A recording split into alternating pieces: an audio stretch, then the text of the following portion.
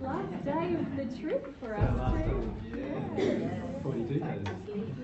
In time to sleep. Time to sleep, yeah, good. When we get home.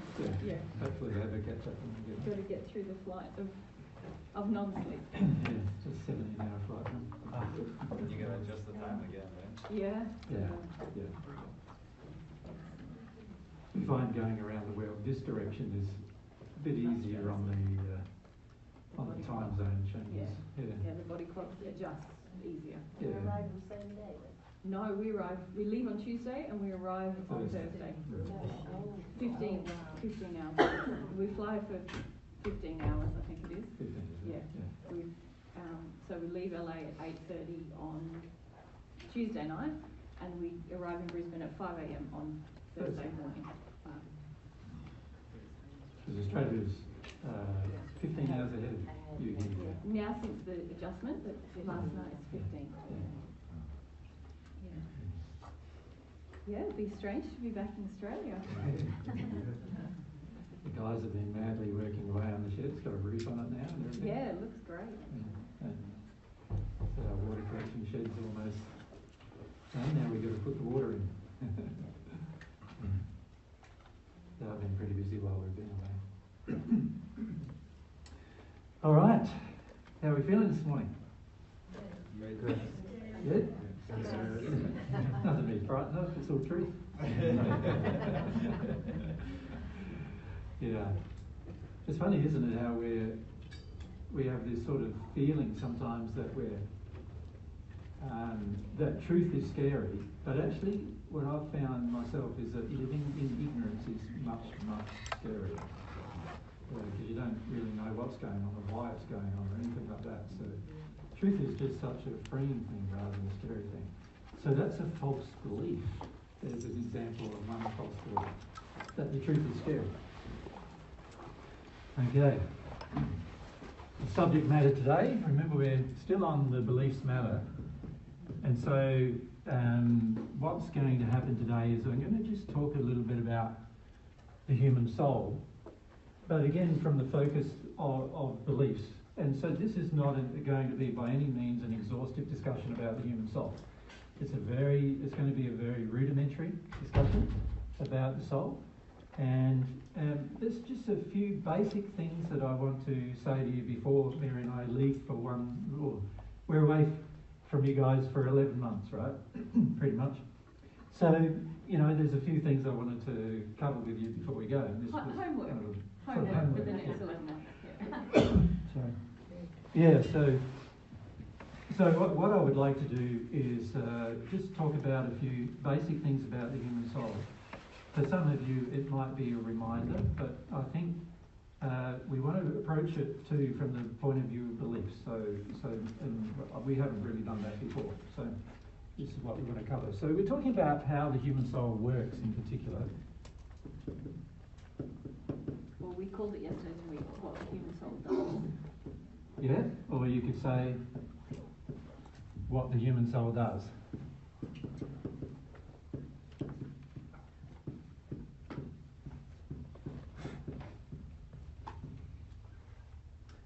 Or you could say how it's been designed. The design of it, how it's been designed to operate. As you know, if you are aware of how anything operates and you're aware of its design, you can get the best out of it. And it's the same with your soul. If you become aware of the design of your soul, that's when you get the best out of your soul in terms of how it operates and works. So that's the subject that we really would like to talk a bit about today. So I'm going to need the whole workspace, so I'm going to rub that off and start with the whole space. Here's your soul. We discussed a few weeks ago that it was dual in nature, meaning that it has two components, two halves you could say, and those two halves are predominantly happening during you could say the developmental phase of your soul. By the time the soul has sort of fully become aware of itself, the two halves no longer really exist. Make sense? Okay. But for the purpose of our discussion, we've got the two halves of our soul. So this is, each person is a soul. Now, you can see straight away that because the soul has two halves, if the two halves act as though they are independent to each other, which is what the majority of people on earth are doing, acting as if they are independent, then of course it's like each half is an independent unit. That's what it feels like to each half during the early phases of your development. So remember yesterday we talked to Eugene, and he was in the fifth sphere, and in the fifth sphere you start learning God's perception of what you are rather than your perception of what you are. And what he was starting to try to feel was how God defined his, not only just his personality or his nature, but also how God defined his soul. Up until the fifth sphere, generally what happens is the average person believes themselves to be an individual. But when you start receiving truth from God about your soul, you start realising that you're not an individual. You're only half of an individual. And you start receiving from God emotionally. Remember, this is anything you receive from God has to be emotional. It can't be intellectual. You start receiving from God the emotional feelings of what it feels to not be an individual. Your half of the soul not being an individual. And that's quite confronting, because up until that time, generally, we've believed ourselves to be one. And so, as regards receiving any truth from God, it is always going to be an emotional process, and that applies to what I'm going to talk to you about with regard to the human soul today. At the moment, I'll be presenting to you concepts or ideas which you can intellectually sort of grasp or understand. But that doesn't mean you understand the human soul. Until you feel these things, you will not understand it. And you won't understand even the importance of grasping the truth about the soul until you feel your soul. So this is something that's very tricky at the beginning when you start learning concepts like this, because on the natural love path, there are universities in the spirit world in particular that teach you all sort of things that the spirits who are natural love spirits have learnt, and some of those things are teaching you things about the human soul. And the average person on the natural love path is using their intellect, their mind, to try to grasp and understand what the human soul is. And for many people that's quite attractive, to grasp it with their mind first, because they have a large level of control over their feelings when they do that. Right? So that's the problem with doing this, is that you can control your soul using an appendage of the soul. So if we look at the soul, it obviously has appendages. Now, if we're a heterosexual soul, then obviously one half will be male and the other half will be female, and so it'll be attracted to a male, will be attracted to a male body, and the female will be attracted to the female body, right? So this is a physical body and the spirit body. And then on this side, you've got the same thing, where you've got your spirit body, and I've drawn it a bit bigger just to illustrate to you that it does have, you could say, a superset of the functionality of the physical body. So I'm just sort of putting it in some relative position here. So at the time of incarnation, which for all of you was a time of conception, shortly after conception, the cells start multiplying quite rapidly, and there's a certain time after it receives so many multiplications of cells, the soul connects to the bodies, and actually the soul provides the energy for the multiplication of the cells inside of the womb to continue. If the soul doesn't connect, there's an immediate abortion of the organism, but there was no soul on it connected to it anyway, so it's not what I would classify to be an abortion at that point, or a miscarriage at that point, because the soul was yet to connect to the body. But if the soul, the half of the soul could not connect to the body, then of course the body wouldn't be able to sustain itself inside of the womb, and eventually the body would pass anyway. Now the way God's designed it is that's pretty much a physical impossibility. So what actually happens is every time there's conception occurring, there's a number of souls waiting, many millions of souls yet to incarnate, and billions actually.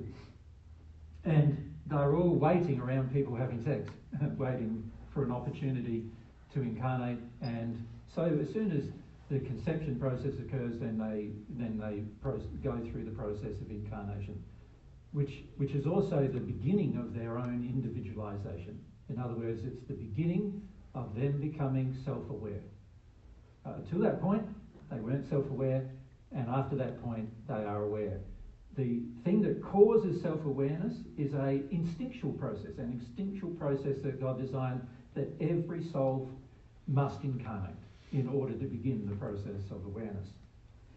So it's impossible to be aware without the incarnation process occurring. So now we have these bodies. We've got a spirit body, physical body, on both sides, two halves, and the half of the soul sort of... Now, of course, at the beginning of this, in the womb, the first half is in the womb, so usually it's, there's things that cause one half to come first, and we won't get into that here, but there's reasons why one half comes first, and then the other half hangs around the first half, waiting also for an opportunity to someone in that vicinity to have sex as well, and then eventually the second half incarnates as well. And while the second half is waiting, it's still not self-aware. It hasn't begun the process yet of its own half becoming aware. So it's only when both halves actually incarnate and are now in bodies that they start becoming aware. Right? And for each of you, that's sort of like a very individual process. So the average person on earth starts thinking, I'm the individual, I'm the singular unit. Right? Because at this stage, there is no awareness of the other half of self. So most people just believe themselves to be a single unit. And initially, most people just believe themselves to be a body rather than anything else. And it's only when you start having your intellect develop, and here I'm talking about the intellect of the soul itself, but also of the spirit body's mind. There's two intellects for developing. The soul has an intellect, which is actually emotion. And the spirit body has an intellect, which is what you call your mind. Right? So there's two types of intellect developing. There's the emotions, they begin first. So the emotions start getting absorbed in the soul before the brain even is developed in any way. The emotions start getting absorbed from the surroundings, and in particular from the surroundings, including the parents. So emotions start getting absorbed from the parents. So if the parents are loving towards the newly conceived child and talk to the newly conceived child and express their affection to the newly conceived child, even though the child's not born yet, then of course the child feels all those emotions. And this assists the development of the brain, of the soul of the child. And remember, we're talking about half of the soul here. Right? Remember I said that the brain was the emotions. So the emotions of the soul, or the brain of the soul, is actually being developed before the intellect of the spirit body gets developed. That make sense to you? Yep. And there'll be, in a minute, it'll become clear why I'm saying all these things.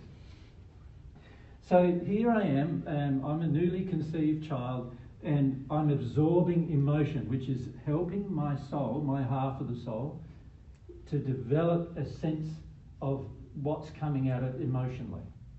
Its experience is started emotionally first.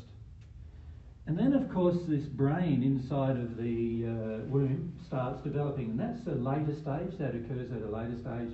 Obviously, all the organs start forming over time. The brain is one of those organs that start forming over time, both in the physical body and in the spirit body. And as that brain develops, then, of course, the functionality of control of the body is actually developed. In the physical body, the control of the physical form happens in the physical brain, and the control of the spirit body's form happens in the spirit body's brain.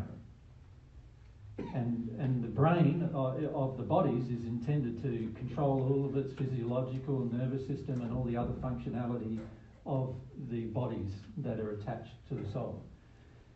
And of course, there are thoughts that can be had. Now, the soul is capable of thought, and it passes thoughts to the spirit body's brain.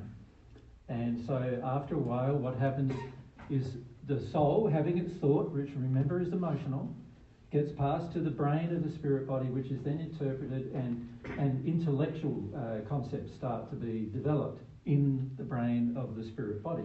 And so what happens for most people is, because they're not very conscious of the emotions being developed in the soul, they already start to sort of focus more on the development of their mind and what's going on in their mind.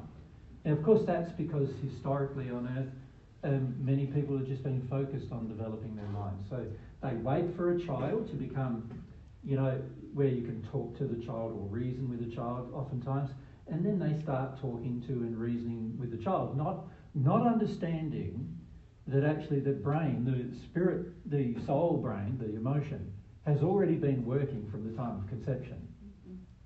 Does that make sense? Now, of course, it's becoming more known now, isn't it, that feelings that are happening during pregnancy, inside of the, while the child's inside the mother's womb, it's becoming well known now that if you start educating the child now, then it gives the child a head start. But this is the reason why it does. The reason why it gives the child a head start is because the soul is actually being developed in the womb before the brain exists. Right?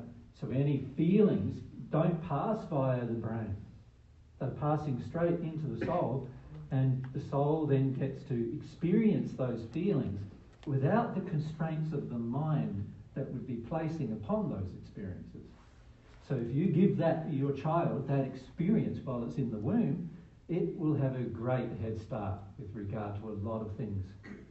With regard to learning, with regard to absorbing, with regard to feeling its own self, its own emotions, and so forth. That make sense?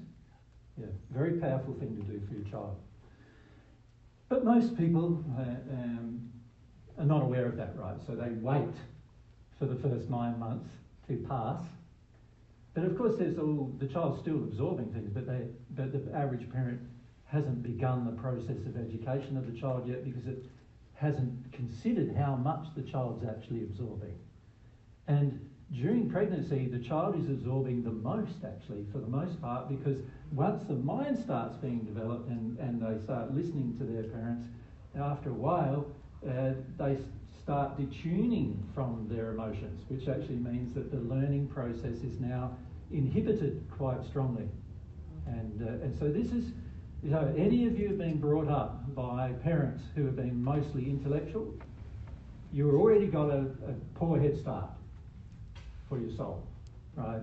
And this is an unfortunate misunderstanding that we have on earth, that you wait until the child's able to be developed intellectually, and that's when you teach your child, right? And that's not actually true.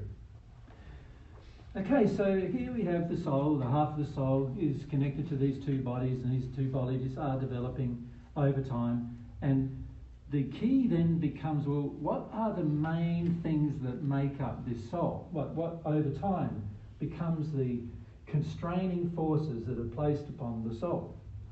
You can see firstly that the soul's brain is emotional. So any constraint placed on emotion is going to constrain the development of the soul's brain. Follow that? All right?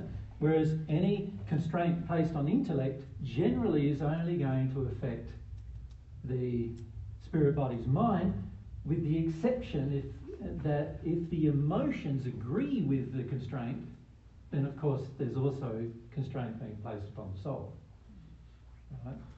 And unfortunately, the way most parents are is that when they have an intent intellectually to teach their child a certain manner, unfortunately, emotionally, that intent is also driven.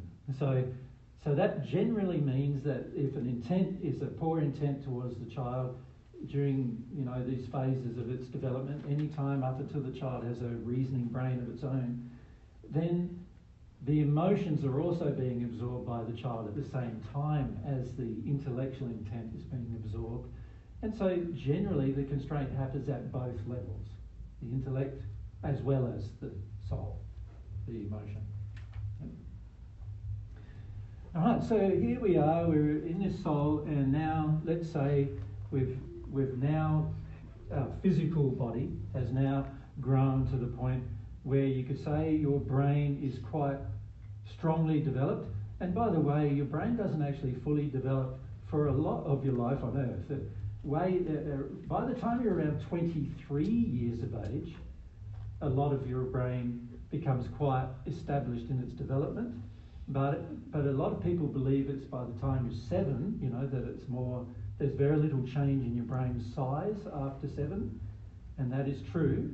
But your development does not change, because there's all sorts of triggered experiences that are going to happen after 7, such as puberty and things like that, which trigger further developments that occur within the brain, and also trigger further emotions in the development of the soul's brain.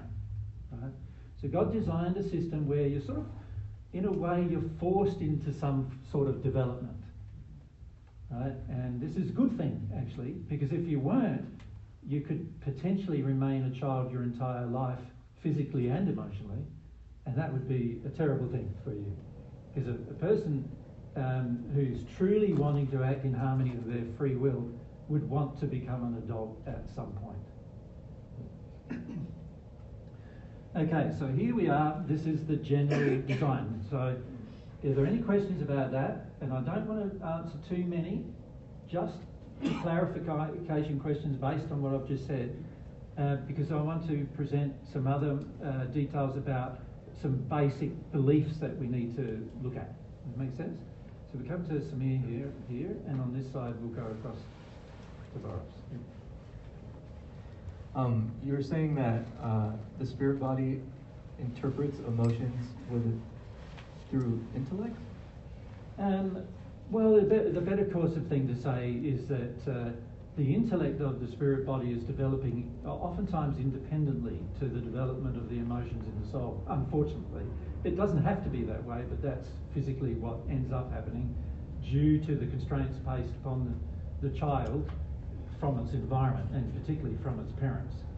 And so there is limitations placed upon the development of the child's emotions, the brain of the soul, as well as limitations placed upon the child's mind as a result of the brain of the soul becoming damaged. Yeah. So when you say education begins at conception, emotionally educating the child, so Yep. it's the feelings of the parents projecting at the child in alignment with the truth? And All love. feelings, All feelings. not just the ones in alignment with love and truth. So unfortunately. And that makes sense, doesn't it? The child's open to all feelings at this stage. The soul is undeveloped. It can't tell what feelings necessarily are good or bad, and it's just going to absorb a lot of feelings. And unfortunately, during the gestation period, there's a lot of bad feelings coming around them. Sometimes there's mums and dads are not really sure they really want to have a child, and then the dad might be upset because he's now feeling the child is competition to his wife's feelings towards him, and all of those things get projected at the child. And then you've got also the general belief systems of the parents, which are all stored emotionally in their souls, automatically being absorbed by the soul of the child. So there's quite a lot coming out of the child. This is why most children, when they're born, cry, because there's a lot to cry about. Yeah, there's a lot of absorption of emotions that are out of harmony with love coming to the child. Yeah, as well as obviously some that are in harmony with love. Yeah. So to promote a healthy child, you be humble and do your best to. Yeah, the more you can deal with before you have a child, the better, the easier your child's going to find life. But also the more you can deal with in terms of your false beliefs, the better the child's going to find an openness to any belief that it can logically then assess.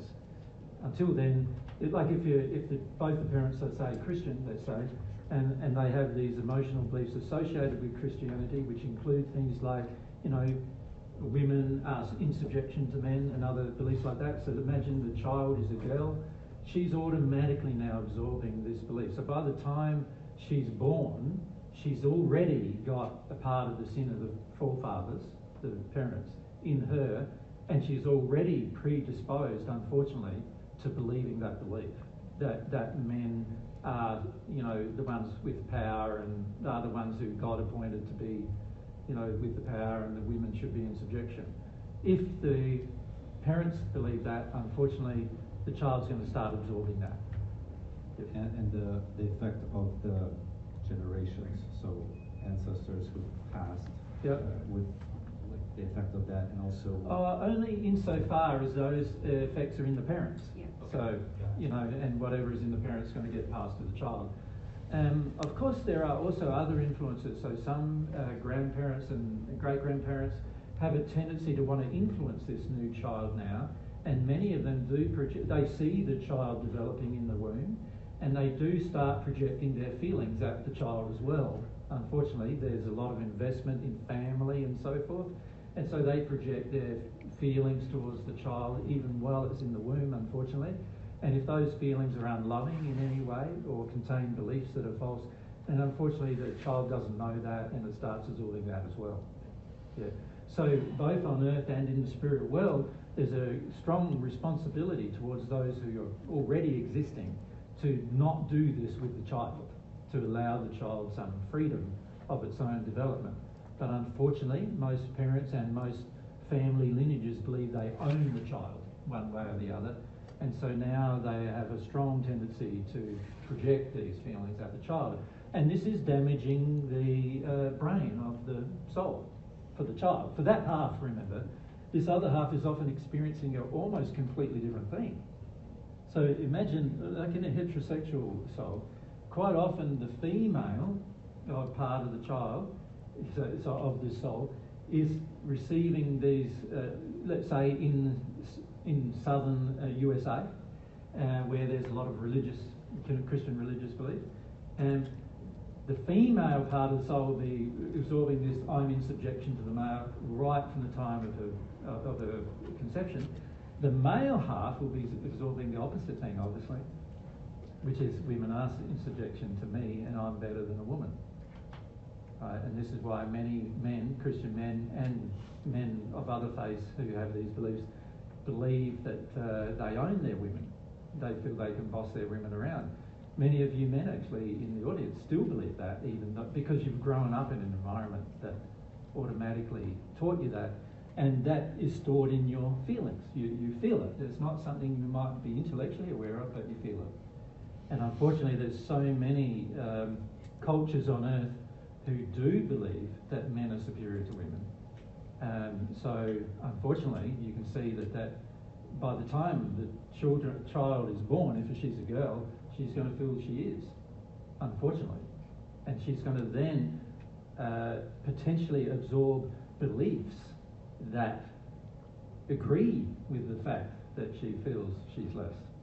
So she'll have a stronger tendency to believe in Christianity or the Muslim faith or the Hindu faith, where it talks about subjection, where the men, and it doesn't matter whether the faith teaches it more matters what the parents believe. So if inside of the family there is a tendency for the family to believe that the men are more important than the women, then, and this is present in a lot of cultures for religious reasons, but also for cultural reasons. And these beliefs are already entering the soul of the child before she's even got a developed intellect. She doesn't even know that that's even happening at this point, right? But it's a part of her experience already. So then would prayer be a good way to assist? Of course, but you remember your prayer has to be sincere for it to work. And unfortunately, as we've discussed in prior events, sincerity is going to be based upon what actual feelings you have about certain beliefs. So if you have a feeling in you as a male that women should be, in subjection to you, then unfortunately that belief is already going to be absorbed by your child, unfortunately. And if she's a girl, she will feel it like a reduction of her ability to express her free will. If it's a man, like a boy child, he's going to feel it as a superior emotion that he's allowed. So he's going to be born feeling he's superior, unfortunately. Yeah. So prayer more to yourself, for yourself to be exposed. Yeah, so the important thing, as you can imagine, is really the more humble the parents are and the more desirous they are of changing their beliefs so they're more in harmony with God's, then the easier it is for the brain of the soul, the emotions in the child to develop. And therefore it's going to make it a lot easier for that child to absorb truths than otherwise it would be. Yeah.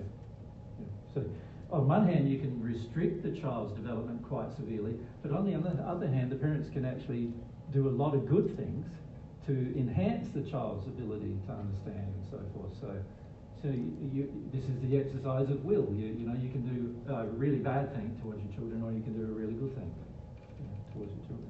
Yeah. Thank you so much. We go at the back there on this side, and we come down to Michael on this side. We'll start with Michael actually because it's closer. Thank you. Wondering about what the parents can do intentionally to provide protection for the child, and also thinking about the damage to the brain, the soul's brain. Yeah. Is this something that gets worked out on the natural love path, going to the sixth sphere, or only To through a the degree. redemption of divine love? Yeah, in the growth. So two questions there. If you leave your mic with Mike, and two questions there. The second one, let's answer that first. So yes, if you are, now I've forgotten both questions. Is it worked out on the natural love Yes, path, the damage to that's the it. soul? Yes, so on the natural love path, a part of the process of the law is to correct any behaviour that's out of harmony with the law, which means out of harmony with truth. So if your soul's emotions have certain feelings towards others, and let's say in the example I just gave that the woman is feeling that she's less than a man, and the man's feeling that he's superior to the woman, then naturally the law of compensation will begin to work upon these false beliefs, and that will mean that you will have to feel feelings about those false beliefs, and eventually when you feel the feelings about the false beliefs, they will be released from you. And this happens on the natural love path. So by the time you hit the sixth sphere of the natural love path, you do believe women are equal to you, even though on earth you believe that wasn't true, right? So there is a corrective process. So God has designed, in fact, the majority of laws that God designed are all pertaining to his greatest creation, the human soul. And so there's a lot of laws that just have been created for the purpose of the human soul to correct its behaviour as well. So this is a law of correction. The law of compensation is a correction-based law to correct behaviour that's unloving, so that the person is able to become happy even though they had a bad start. So God already established all of these laws in order for a person to be able to correct their behaviour in the long run, whether they connect to God or not. Right? So that's the important thing. So by the time you're in a sixth sphere condition, you will be corrected as to the behaviour that you have absorbed from anything in the child during its developmental phases, as long as that stuff relates to people, to other people or the environment. But you won't be corrected from anything that related to God. Beliefs about God, in other words. They often will remain. And the reason why God does that is to correct beliefs about God, you must choose to correct them. Right? Whereas the way God feels about your interactions with your brothers and sisters, of which everyone here is, and everyone in the world is, and everyone in the spirit world is, God feels like, no, there are certain things that I will not allow you to do. If you want to be happy, there's certain things that I will not allow you to do towards your brothers and sisters without there be some compensating or corrective law correcting that behaviour. So while you have free will, at the end of the day, everything is going to be corrected given a long enough time if you follow the natural love path to the point where you become a perfect human. So God designed that as a part of the changes that you'll need to make. Make sense, Michael? So on one hand, all the things related to humans and anything less than a human is all dealt with by the time you become a sixth spirit. But anything relating to God is probably not going to be dealt with. Right? You're probably going to retain beliefs that you even absorbed in your soul right from the time of your gestation. You're probably going to retain those beliefs about God unless you choose to confront them, the reality of them, the truth of them. Yep. And that's an individual choice that each soul needs to make for itself. Is it? Yeah. Good question. Protection for the child was the other question. Well, yes, protection for the child. And now, obviously, the greatest protection you can offer the child is that your beliefs are true. And I'm not talking about your intellectual beliefs. I'm talking about your emotional beliefs are all true. So even if you didn't believe in God yet, but you didn't have a formulated belief in God, as long as all of your other beliefs are actually true, you can see you're providing a lot of protection to the child. But as soon as you believe things that are false, the child is absorbing them. So this is a part of your personal responsibility as a parent, to make sure that you're believing things that are true. Like, try to find the truth, right? Because if you find the truth and you believe that truth in your heart, in your feelings, then of course the child will benefit from you having that truth. Now, it doesn't mean the child automatically accepts that truth herself or himself, but there is going to be a predisposition to accept it because there's nothing blocking it from accepting it, right? So this is very good for the child.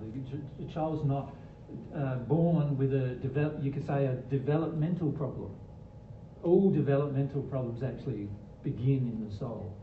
And so when the child's born with a developmental problem in its emotions, for example, it's often got a predisposition towards false beliefs, and that's a problem caused by the generations that have come before it. So the way to protect your child is to believe truth. And now that sort of places a lot of responsibility on the parent, doesn't it, to what is the truth? Well, I've got to sort out what the truth is for myself, And the more of the truth I can sort out for myself, the easier it's going to be on the child. Yeah. Makes sense, doesn't it?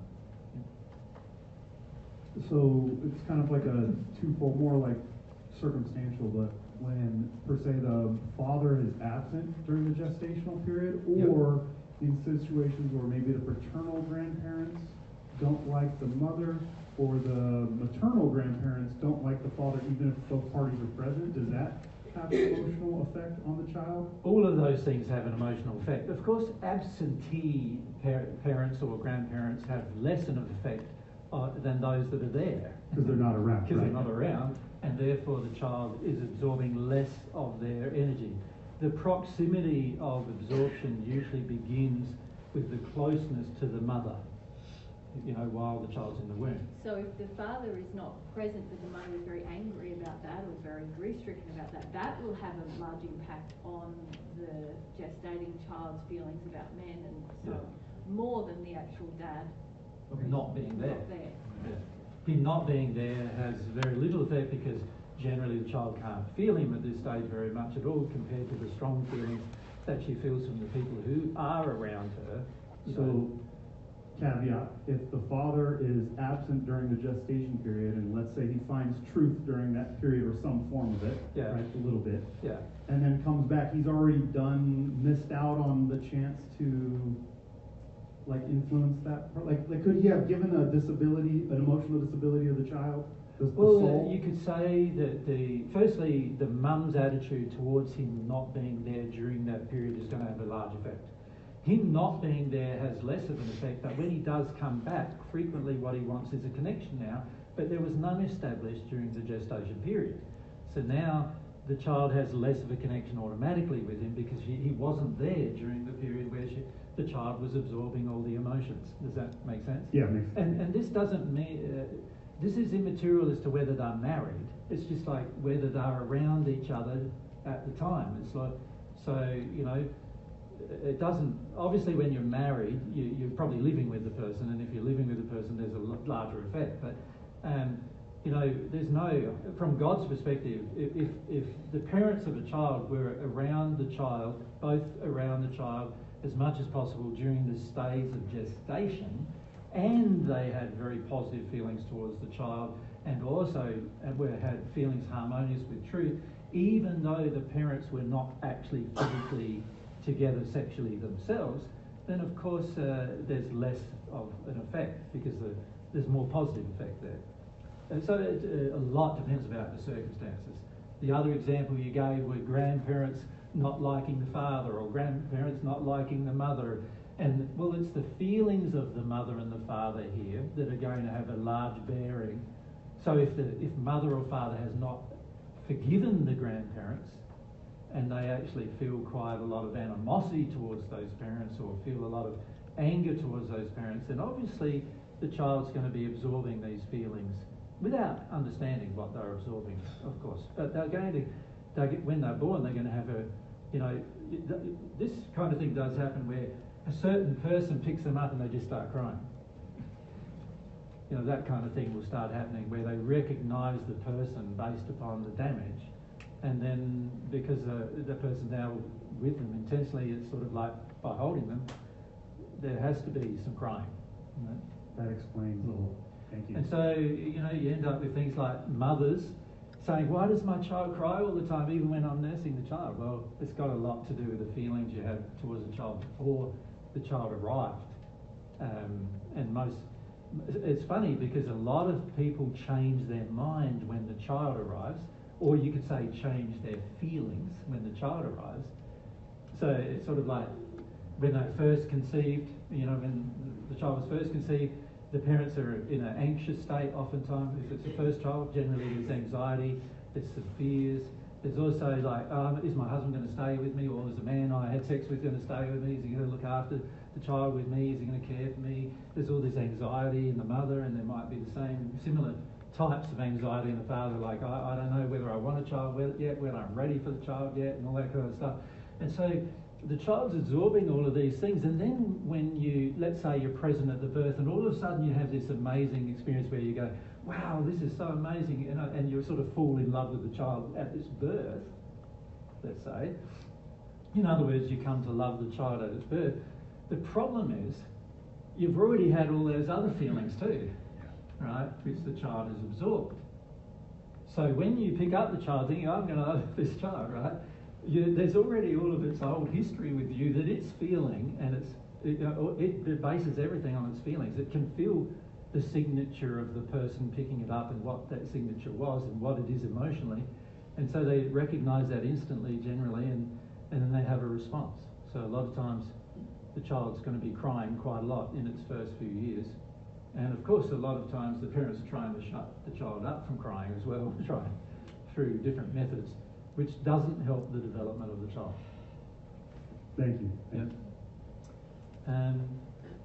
We come across to here first, down one, sorry. Down two, and we'll work our way back. Yep, sorry. This is a question I had way earlier, but is the masculine half usually born first? No. There's, as I said, there are certain factors involved. I won't go into all of them, but basically it's a lot to do with some laws that control what are instinctual personality traits within the two halves as to which half may come first. So sometimes the halves split in such a way that the instinctual personality trait of wanting to discover things is more in one than the other. And so oftentimes that one is born, conceived first. Also, there are environmental factors that determine which one's first. So on Earth at the moment, as I've already pointed out, there is a large amount of acceptance of males, a preference of males over females on Earth, in a lot of religious beliefs and cultural beliefs. And so that does then affect the fact that there are many males who are being born first now, or conceived first now, but it's not something that God designed to occur. It's because of the human. It's easier for a male to feel attracted to the birth process, to the conception process, than it is for a female to be. Yeah, because socially or in society, it seems like the man is preferred to be older than. Well, yeah, there's a lot of false beliefs about all of that, of course. Yeah. A lot of that's relating to injury. Yeah, all injuries. Yeah. Not by design. Straight behind. Going back to the influence of emotions and Yeah. the child absorbing them, is it down to like proximity and time that you absorb more? Like, for example, are emotions that say the mother passes in utero, do they have a stronger influence on the child versus say like a step parent that comes in later? Yeah, Okay, much larger. Is it, we also need to say though that the early, like the gestation and then the early development of the child, things are very fluid. So for example, there might be, in the example Jesus gave before, where there might be animosity or anxiety projected at the child in the womb, but then when the child is born, the circumstance might change substantially. If that child is able to grieve and release the fears and grief that was sort of impressed upon them During the period it was being sort of attacked, you could say. yes, emotionally. in that loving environment, then obviously everything it's automatically clearing away it's cleared away, and then the love has a big impact. But if things are shut down continually, then obviously the earlier things are precluding a new experience for the child. so you could say it almost predisposes the child to more shutdown if It those does, yeah. emotions- Yeah, Certainly if, does, if yeah. there's never an environment which Yeah. encourages them to release that. Yeah, so if you get a very strong cultural projection upon everybody in the culture that you shouldn't feel your emotions, then of course that cultural projection is going to have an effect on the next generation of children in that culture. Make sense? Yeah, very, very powerful these effects are. And this is why in the Paget message we said the sins of the forefathers are passed down to the child. And this is how they're passed down to the child. It's something that hardly anybody on earth even understands. Because they don't understand that the brain of the child is its feelings that started right at the time of conception. If they understood that one thing, they'd understand, wow, it's going to be powerful what we do to this child from that point of conception, you know. We need to sort ourselves out about a number of our bad feelings here. We need to correct all of that, you know, because if you understand the truth about, you know, the development of the child's brain, the soul brain, which is the emotional part of the child, you would want to correct that, wouldn't you, as rapidly as you possibly could. Straight back behind you. I'm glad that you just said that, because my question was, and I've always wondered this, is it moral to have a kid before you're perfect, or in the sixth period? Well, it's a good question, and you know, it's a difficult question, isn't it? Because obviously, if all of us decided that we weren't going to, then there'd be no next generation. And I felt like it was kind of saying like, or yeah, just what you said. Yeah. So physically, if all of us decided we can't have children now until we've sorted out our sin, and none of us sorted out our sin while we were on earth, then the very next generation would never even be born, right? And if that is the case, then basically the human race on this planet would be gone. Unfortunately, souls in the state of where they're together yet to incarnate can incarnate on other planets. So they're not actually prevented from incarnating, because in the soul space you actually have the availability of many planets to incarnate to, not just... So if one failed for some reason, such as the Earth the sun went supernova and everybody on this Earth died, for example, then that doesn't stop a whole heap of souls from incarnating, right? Because those souls can incarnate to any other planet that still remains. So God's put into place things which... You're right there, Michael, you want me to... God's put into place things in this regard to allow for everything to work seamlessly, even if something does go wrong. Yeah. But can we say that there's a difference between condition and aspiration? Which is where I'm going to go. But on that point, So one- do you want to talk about that in relation to that question? Because that's Well, I quite want to talk broad. about position and aspiration as separate issues in a minute. I just, so where I'm headed is so some of your questions I'm probably not going to answer right now because we're headed down a road that I want to take you down. So I'm more just asking now questions about this fact rather than what happens after this or anything like that. Yeah. Yeah. Yep, I was going to talk about the conception process of the will versus the aspiration in the parent. Sure. Whether or not they're perfect, is that cool? Yeah. So, your question is really saying like, well, is it moral to have a child when I'm not yet perfect? It's like a perfect natural person. But if you have the aspiration to become one, then that whole process of having children will be far less damaging to the child and also far more like rewarding to the parent. Yeah. So would it it's then not be so moral? much about the condition of the parent but the aspiration of the parent. Yeah. Because God has You could also designed... say it's about the lack of humility of the parent. Yes. If the parent desires to be humble in that process, God's designed it to be a growth process for both parent and child, a development process. I think it's very cool what God has done in the whole allowing humans to become parents, because if they have an aspiration for humility, love, truth and faith, even if they're not yet perfect, that whole process will accelerate their development, the parent's development in Towards those qualities. perfection, yeah. So it's the aspiration and the faith that come like level Yeah, we'll one talk out. about why that's the case in a minute. Yeah. Yep. Thank you. If we go next to your side, and then we'll over here. If we can start down on this side. So, Debbie.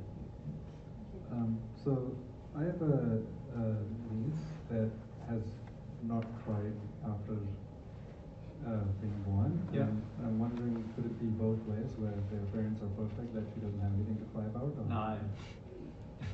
It'll be Very total suppressed. suppression. Total suppression. Very suppressed child. Yeah. Yep. No one on earth is perfect, so it's going to be to do with total suppression. Very damaging to the child, and frequently it can be caused not only by the parents but also spirits who attempted to overcloak the child during the womb. And certain cultures are very susceptible to this because of their belief systems. So the Hindu culture, for example, is very susceptible to it, and the Buddhist culture is very susceptible to it. And the reason why is because those teachings cause parents to believe that these things are good, and so they then have already a feeling that it's okay if the child is automatically born with all these wonderful abilities, right? And not understanding that those wonderful abilities are not the child's, because the child's undeveloped. They're actually other spirits working through the child and overcoming the child's will. So frequently, by the time a child is born in some of these cultures, what happens is the child itself is so heavily suppressed and also overcloaked by another spirit who then acts like everything is fine and everything's calm and calms down the child from having any emotion at all. And this is very, very damaging to the child, because when the child passes, when it becomes an adult, it'll live its life like that, and then when it passes, that spirit will be disconnected. And once the spirit's disconnected, the child will become aware that it doesn't even hardly know anything yet of its own self. And it's a very damaging thing to do to a child. And many of these cultures look up to it, unfortunately. And so they think it's a good thing. And so that it's promoted as well. And it's been the case historically, not just the Hindu and Buddhist cultures, but also, in certain African cultures, it's been similar to that for many, many centuries, millennia. A lot of these cultures are very focused on spirit belief systems that are false, and then they encourage those belief systems in the emotional development of the child while the child's in gestation. So while the child's while the mother's pregnant with the child, the belief systems are entering the child, and also there's no protection from spirits in a lot of these cultures. So spirits can actually, under those circumstances, overcloak the child in the womb, which is the very worst thing to have happen to the child, actually, because if you overcloak the child in the womb, you're also affecting its physical form development while in the womb. And this is what often does cause things like body deformities in the womb and things like that, because of the injuries of the great parents or the great grandparents who are overcloaking the child. So yeah, very damaging. And also, unfortunately, many cultures they can't actually see the soul of the child, of course, but they also can't see the spirit body of the child. And so they think the child is without a spirit body, and they think that through the process of reincarnation, they must take over the child's body. And the reason why they can't see the child's body is because the child's body is in a condition of love that is much higher than theirs, and so they can't see it. Does that make sense? And unfortunately, when they do that, there's all these very strong negative effects now on the development of the child that's happening in the womb. And there's all sorts of things like sexual confusion that will happen, complete disconnection from any sexual development that's all predisposed inside of the womb. And there's all sorts of very bad things for the child's future that happen when these things occur. And they're all caused by false beliefs. A whole lot of them. And you can see why Mary and I are so passionate about this subject of false beliefs, because when you start to see the full effect of false beliefs on people on earth and in the spirit world, it's immense, like immense. A lot of what people think of normal life, we're not having a normal life as God designed it to be here. We're having a life that's severely influenced by these terrible false beliefs that are imposed, and they're imposed on the next generation of children every single time. And so they cause predisposition towards all sorts of things that are bad for the development of the child. Thank you. So we're over here. Abby? Yep. So, there's two questions, sort of, but my question is about genetics. Genetics? Genetics, yes. Are genes just like inherited injuries? Like there are families. You mean genetic damage, or genes? I mean, just like genetic problems, like a lot of the developmental problems are considered. Yeah, so genetic. you're talking about genetic damage rather than genetics themselves. And then, like in families, like there are families where you'll see there's a lot of ADHD, there's a lot of autism, and it's like. Well, those kind of things are not more spirit influence. That's those not are about considered genetics. Developmental.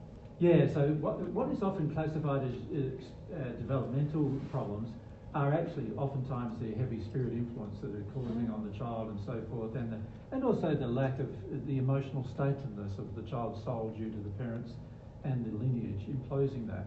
When it comes to true genetic damage, so where the genes themselves have been influenced in such a way, so an example of that is like Down syndrome or something like that, where there is a true genetic damage rather than just a predisposition towards a certain developmental issue. When there's actual genetic damage, well, yes, it's caused by the same problems I'm listing, which are the development of the child in the womb is controlled by a number of, quite a wide variety of factors, which are all to do with the emotions of the people around the child. And so these emotions can be so damaging that there's genetic damage that occurs to the genetic strings, the DNA of each cell. And if that occurs during that is already present in the parents, these genetic damages are already present in the parents due to the long lineage of problems, then those genetic problems will naturally be in the physical body and the spirit body of the child. Now, the spirit body is less influenced by those genetic problems than the physical body is. So fortunately, for most parties, well, in almost every case, you might have a genetic deformity in your physical body, and you may have that all your life, but by the time you pass, that genetic deformity is generally not in your spirit body, but the emotion that controls that deformity is still in your soul. And so that still needs to be addressed. Does that make sense? Yeah. And for many, there are processes in the spirit world, even for spirits on the natural love path, where they actually do healing of these deformities, because they were deformities caused by the parents or the grandparents, or the lineage. Not this person. Not the person's personal choice or their sin. And so there are, you could call them ceremonies, I suppose, that happen on the natural love path. These don't happen on the divine love path, but on the natural love path, there are sort of ceremonies that are engaged generally to assist the child or the adult now who's passed, who has these deformities, to release the deformities that were passed down to them and only retain the ones that they themselves have imbibed through their own sin. On the divine love path, then as you receive God's love, these things get cleared away naturally anyway. So you don't need these rituals, I suppose you would call them, or healing. You could call them healing circles or whatever you'd like to call them. You don't need them on the divine love path. And on the natural love path, they're frequently used, particularly in the lower spheres, to help clear away some of these problems. I think we read about that in Through the Mist. Yes, you did. In Through the Mist, Siamedes, I think it was a spirit who was responsible for the running of the ceremony, and I think he said there were 12 or 20 people he was working on at the time, and they all had these inherited problems which were all cleared away because of the love of the individual wanting it too. It's a loving thing, of course, to do that. So they do that. On the divine love path, but the very first time you receive divine love, generally all those, in the spirit state, generally all those things are cured instantly anyway. Can I ask a question about sexual identity? Perhaps we need to have, a lot of this now is getting down into deeper issues, and we need to sort of have a discussion about some fundamental things first. Does that make sense? So rather than continuing to answer these questions, because I understand all of you are fascinated, and it is a fascinating subject, isn't it? And you can start to see, can't you, the relationship between certain things happening with your children once you start understanding these things. It does help a lot. And I understand that many of you who do have children, you sort of go, this happened here and that, I understand all that. But we need to describe some further things that will help with the understanding of what's going on. All right? Okay. So fundamentally now, by the time this child is, let's say this child is now an adult, so both of these are now adults. So you've fundamentally got, haven't you? You've got one half who has had this experience where all the family lineage and all the parents and all the, it's absorbed emotions from all these people from the time of from its own conception onwards. And then the other party, because it's often these two experiences are completely, or appear to be, I should say, completely independent of each other, they're having a completely different set of experiences. Make sense? And they're both having these experiences concurrently. And also, unfortunately, there is this belief that gets established because of the parents and because of the parents' belief systems that they are individuals in their own right. In other words, there's sort of like a blockage now being established between the two halves. Right? And so the two halves can't feel each other very well because of these blockages. There's no, you could say from a metaphysical perspective, there's no energy passing between them. Or you could say from a more emotional perspective, a soul perspective, there's no emotion passing between them. And as a result, it's like they are living completely independent, separate existences. Right? Even though they're not, they're one soul. They're still one soul. But because of their lack of consciousness about being one soul, they're really fundamentally living two half experiences. Right? And as they develop sexually, they're going to start having a longing, not recognizing the longing as for the other half of itself, but rather they'll recognize it a longing to sexually connect with somebody. And the sexual connection you then establish with somebody else other than your soulmate then causes this sort of breakdown between the two halves to even increase. Right? So in other words, by the time we're adults, Many people on earth now have had multiple sexual partners by the time they're adults, and each one of those has just added to or fueled the belief that they are an individual who just connects to other individuals. But all the way through this, you could say a condition is growing inside of the soul. So let's call it a soul condition. And the soul condition, so on one half you've got a soul condition. Now that, are you going to define what soul condition is? I am, but you can say. Just because we've jumped from what the child's absorbed to now the adult, but there's the Well, it's engagement. all the way through its life it's and absorbed. and it's not just absorption that creates my soul condition, it's the engagement of my will. Oh, we'll talk about all that. Yeah. So, soul condition. So what is soul condition? Is the real question. Well, firstly, there's all the sensory experiences that the soul has experienced through its bodies. So there's sensory experiences that when you're awake on earth, you're absorbing senses from this physical body to your spirit body and to your soul, right?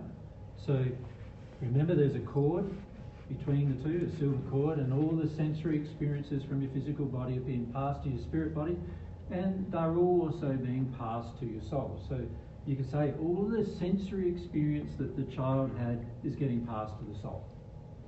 So if it had the experience of being smacked when it was small, that sensory experience is being passed to the soul. If it had the feeling that it was, hair was combed when it was small, and it enjoyed the sensation, then that is getting passed to the soul, and so forth. All these sensory experiences, all the tastes that it has, and this is why a child, much to the consternation of the parents often, the child is like tasting everything. It's a phase, isn't it? So it picks up its own poo, tastes that. Oh, that is not very good. It picks up something like fruit or whatever. Oh, that tastes good. I have more of that, and so forth. And it's basically assessing taste, isn't it? During that process, and there's emotional experiences that is happening during its assessment. And these emotional experiences are also stored in the soul. So the emotions attached to this sensory experience that are also stored in the soul. So it's impossible for anybody to be completely emotionless. You understand? Because the sensory experiences trigger emotion. And those emotions get stored along with the experience. So it's impossible to be like completely numb to everything. Right? So even a person who's called a sociopath on earth or something like that is still probably likes his food or his drink, or because he's had sensory experiences attached to emotion. So he might not like people, but he still has the experience of liking other things. Does that make sense? Yeah? So you got the emotion that's a part of it as well. Of course, the two in combination start generating beliefs about pain versus pleasure, don't they? Some events feel painful, some events feel pleasurable, some events feel like you don't want them anymore, some events feel like you'd like more of them, right? And so that starts happening where you start storing your memory of everything. And also what starts getting stored are, naturally, beliefs associated with these experiences. Right? They're all getting stored in your soul. Make sense? And also, these things, because they are now in you, getting stored in you, and the more you don't feel certain things, the more they remain in you. So an example of that is, let's say I had a sensory experience. I was learning to walk. I had a sensory experience that I got up to learn to walk, wobbled a bit, fell over on my face, like bang, on my head. Now that hurt, right? I was only, let's say, 1 year old or less maybe. I think I started to learn to walk when I was 9 months old. So bang, that happens. So that happens. Now, if you're not allowed to process the emotion of that fully, there'll be an attachment of the unprocessed emotion to the experience. Do you understand?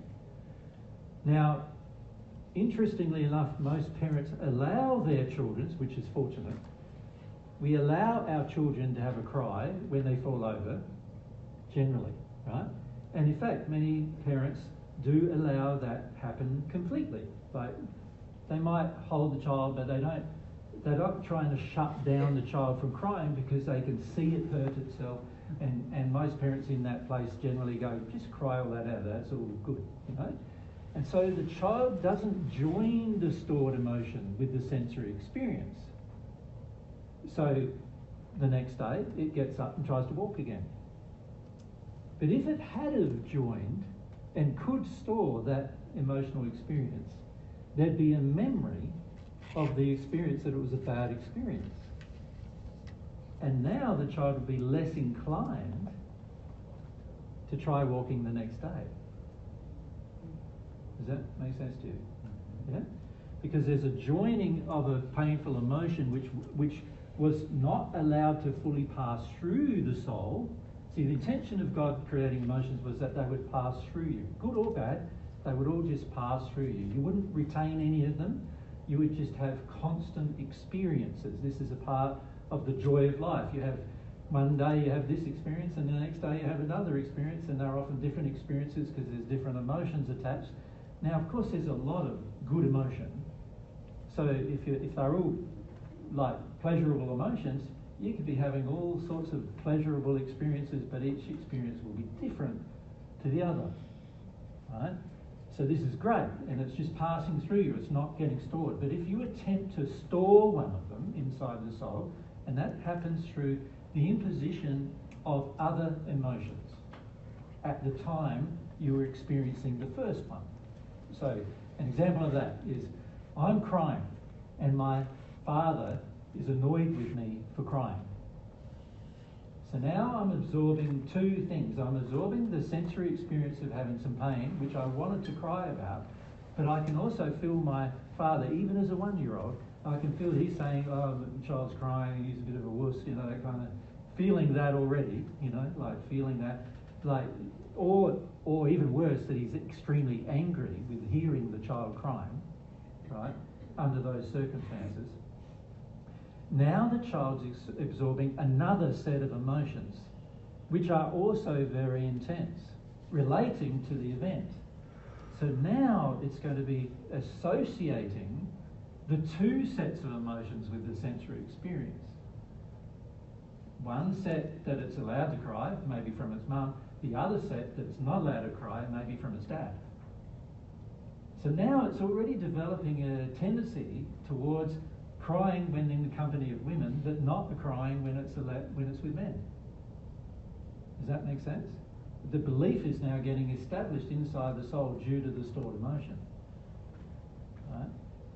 So the problem with shutting down the emotion, and there's a number of ways we can shut down emotion. One is just by projecting unloving feelings at the child.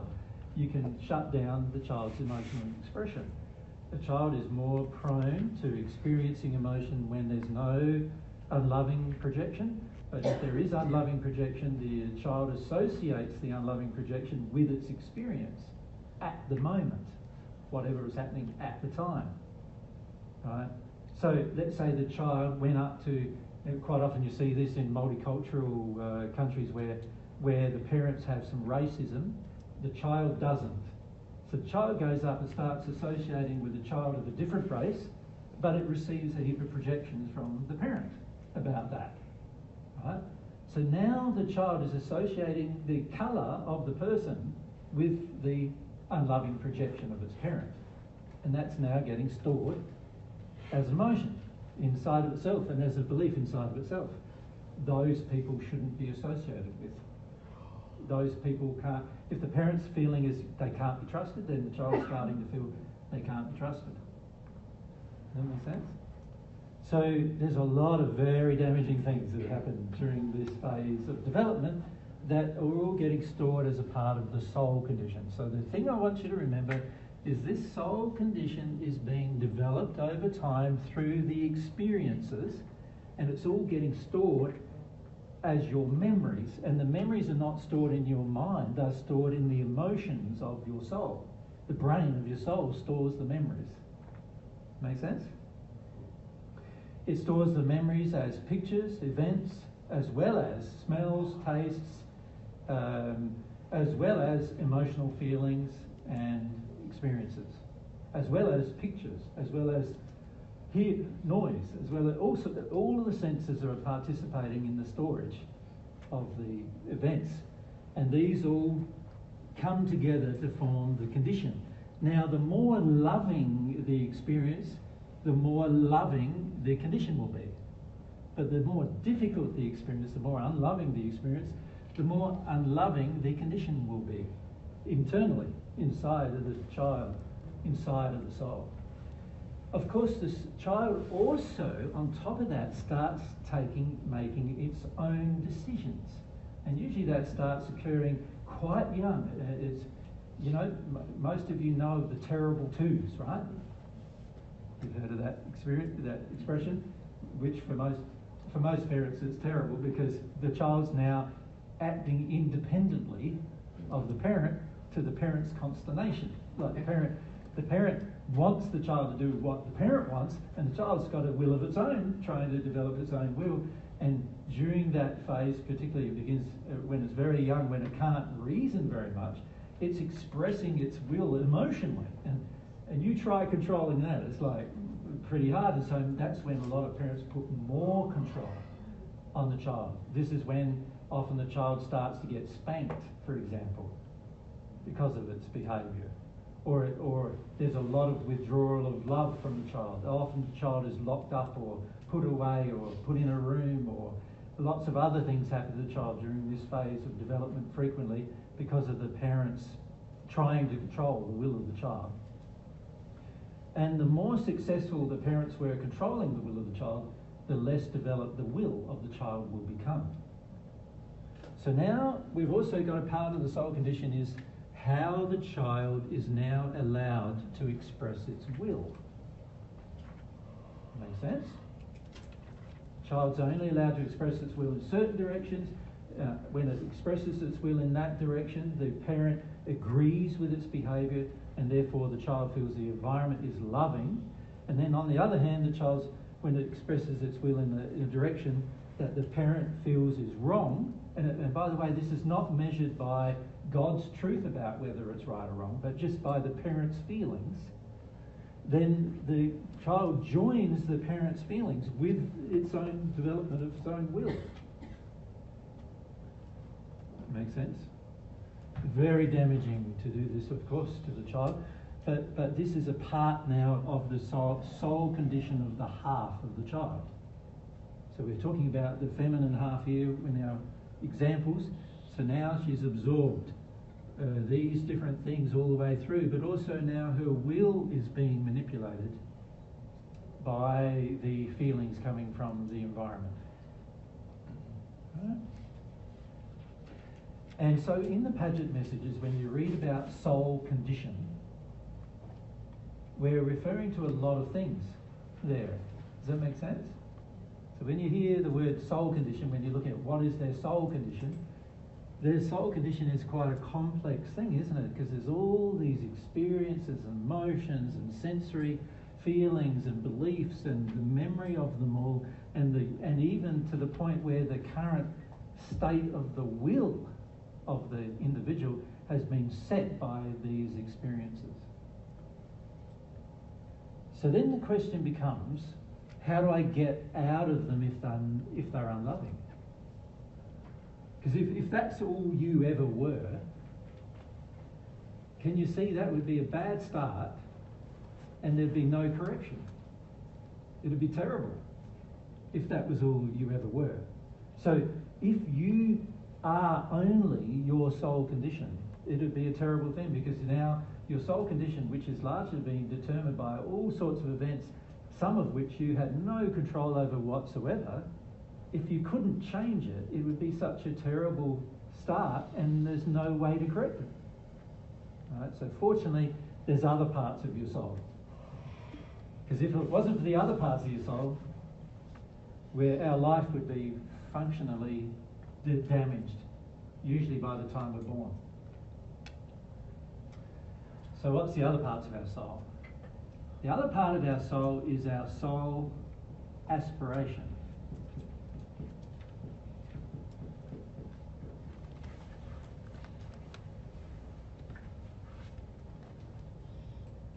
Fundamentally, you could think of it as the faith you have. What you believe is good for your future. And it's about determining, it determines the direction of your future choices.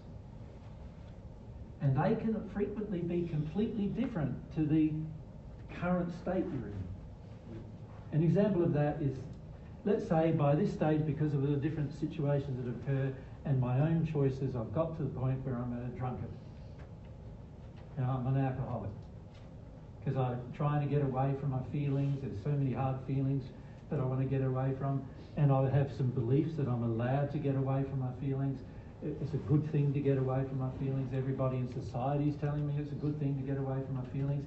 And I've learned that drinking alcohol helps me get away from my feelings. So I'm focused. I've become what's called an alcoholic, and it's not a disease, by the way. It's a condition generated by a whole set of beliefs and will and emotion and sensory things that occurred over the course of our life that causes us to finish up there, right? And see, the average alcoholic believes, well, I'm an alcoholic for the rest of my existence. And not true. If that was true, it would be very unloving. The so-called higher power, which is in the concept of Alcoholics Anonymous, wouldn't be a very high power if all he created was, you know, you having a predisposition towards a thing that you could never get rid of. That's not a very high power. Like, high power would be somebody who created a system of things where whatever you had, you could get rid of. Right? That's a high power. So here we are on the soul aspiration side of things. What controls my aspiration? Well, obviously, you can see to some extent your condition may control your aspiration. So in other words, I've become an alcoholic. My belief is that I should be able to avoid my emotions, my painful emotions, my painful experience should be able to be avoided by me taking an action of drinking all the time. And I've found that it works. I get to avoid a lot of my feelings by me drinking all the time, right? And so I start to think that's really good. So you could say at this point, my soul aspiration is faith that drinking is good. It's helping me. That's my soul aspiration. Does that make sense? It's a belief for your future because it drives your current actions into your future. It basically says, so when I'm sober, I want to be drunk. Because the belief is when I'm drunk, I'm able to deal with my feelings better. Well, I'm not dealing with my feelings at all, but my belief is that I'm coping with life better. Right? This is why I feel attracted to it. So you can see that the soul condition can determine, firstly, some soul aspiration, can't it? You can see if I've got the belief, I avoid my feelings, and then drinking a lot has helped me avoid my feelings, then naturally my aspiration is going to be to drink more. So that I can avoid my feelings more, right? However, over time what will happen is this. I will recognise, as the person getting drunk all the time, that it's destroying my life one way or the other. Over time I'll start seeing my relationships decay. My children hate me. Everybody thinks I'm a selfish person who just wants to have alcohol and that's it. And so they don't want to associate with me anymore. So I finish up losing a lot of my friends. Right? There's a growing pain, which is a feedback system to my current condition saying, there's something wrong with your current system while you continue to do this thing, because you look at the results and you go, there's got to be something wrong. The results are proving there's something wrong. So can you see one of the things that change me is my belief that grows that something is wrong. In other words, that it's false. It's an illusion. It's not working. So this drinking thing, while it seems to feel good on one side, there's a lot of bad things that it creates which all feel bad on the other side. Now the average drinker will just drink more, even with all those bad things, until he realises that the more he does it, the more bad things happen to him. He gets put in jail for his drinking. He's harmed people, and then they all attack him with his drink, for his drinking. And he does more and more things that eventually become so painful that there's a smidge of a development of awareness in him that says, I need to stop. This is not working. Does that make sense? This is not working for me. There's something wrong with what I'm doing here. Now, of course, at this point, because he's uneducated, he doesn't know that his beliefs about his emotions are the main cause. And in fact, most alcoholics are never taught that on earth, right? But if he was taught the truth, he would be able to see that quite clearly, right? But even though he doesn't know that truth, already there's now an aspiration changing in him to not drink. Can you see that? He's now having feelings that perhaps he shouldn't be drinking. And then he hears of things like Alcoholics Anonymous, which help people to not drink. So he thinks, I'll go there. They might be able to help me to not drink. Go there, tell my story. In the process of telling his story, he often will have some feelings. Some of those feelings might be connected to some of the emotions as to why he drinks. And in the process of having that, he starts releasing some feelings, and sometimes those feelings mean that he's less inclined to drink. But he's not releasing his beliefs, because he doesn't know that his belief is the main problem. His belief is that he should be able to get away from his bad feelings by taking a substance. That's his belief. He should be able to get away from bad feelings. So even though he's feeling emotions and telling his story, releasing some emotions, he still is not attacking the problem of his belief. Right? So this is why alcoholics generally feel that it's a disease, because the belief remains. And while the belief remains, so too will the inclination towards the behaviour. Or you could say the inclination towards the sinful act. The result of the sin. The belief is the sin, and the result of the sin is the sinful act. But he does have a soul aspiration developing that's saying stop. You were going to say? I was just going to say back on your point about the inclination towards the behaviour. Actually, we could say, if we zoom out, this is one of the reasons why most people on earth don't believe that change is actually possible on any issue, for that exact same dynamic. For the same reason. Yeah. Yep. So a lot of people believe their behaviour is a part of their personality. Not true. Right? But a lot of people believe that because they don't assess their beliefs and how their beliefs are guiding their behaviour. Right?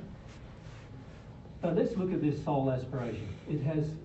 You can see that it can grow over time to be completely opposite to the condition. So an example of the drunkard that I've just given, the alcoholic, he had a condition where he believes himself to be an alcoholic, but he also has an aspiration developing that he's got to stop drinking. So his aspiration is completely different to what his condition is now demanding. Can you see that? Now that the aspiration is different, he will move in the direction of his aspiration. Now that might happen over time slowly, depending on the intensity of the aspiration. So initially the aspiration when a person goes to say Alcoholics Anonymous or something, it might be quite small, and 5 days later they have 5-day chips, and then by the 6th day it's all, they're drunk again, and because the aspiration is quite small. But as time develops and there's another disaster occurs and another disaster occurs, the aspiration is starting to become quite large. Unfortunately, he still doesn't understand the power of his beliefs upon his behaviour, right? But at least he does know that he's got to change it. And the way he's changing it is by changing his aspiration. So instead of having a longing to drink, he now develops a longing to abstain. That makes sense? Now that he has this longing to abstain, even though his beliefs are saying don't abstain, the aspiration is greater than even his own beliefs because he abstains. And a lot of times people have abstained for 20 years, 30 years, right?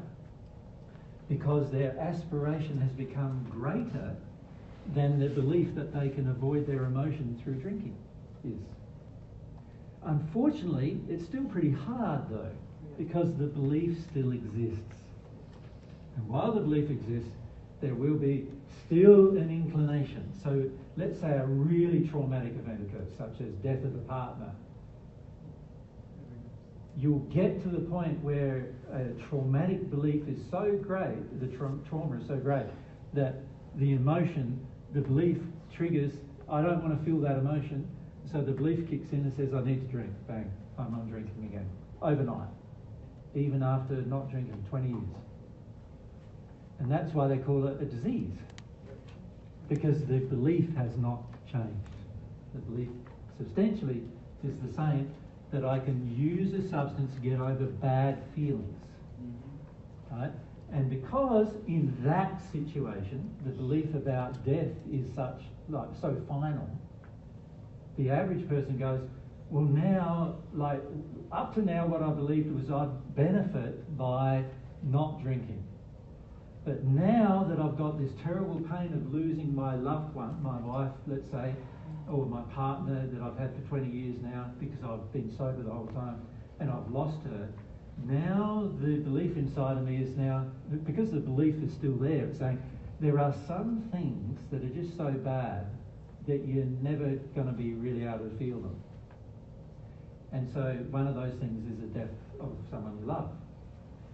So that belief triggers this other belief that I should be able to avoid that very, very, very painful emotion using the same method that I used before. Alcohol. And overnight, he's drinking again. Right? And sometimes he'll drink now for years after that until he realises, actually, I can feel the pain of the loss of my partner, right? And that pain is a lot less than drinking and myself silly for the next 20 years. And then he'll stop. But unfortunately, he still has not dealt with the belief. So often the death of a child is worse than the death of a partner for people. And a lot of people on earth feel that a death of the child is the very worst thing you could ever experience.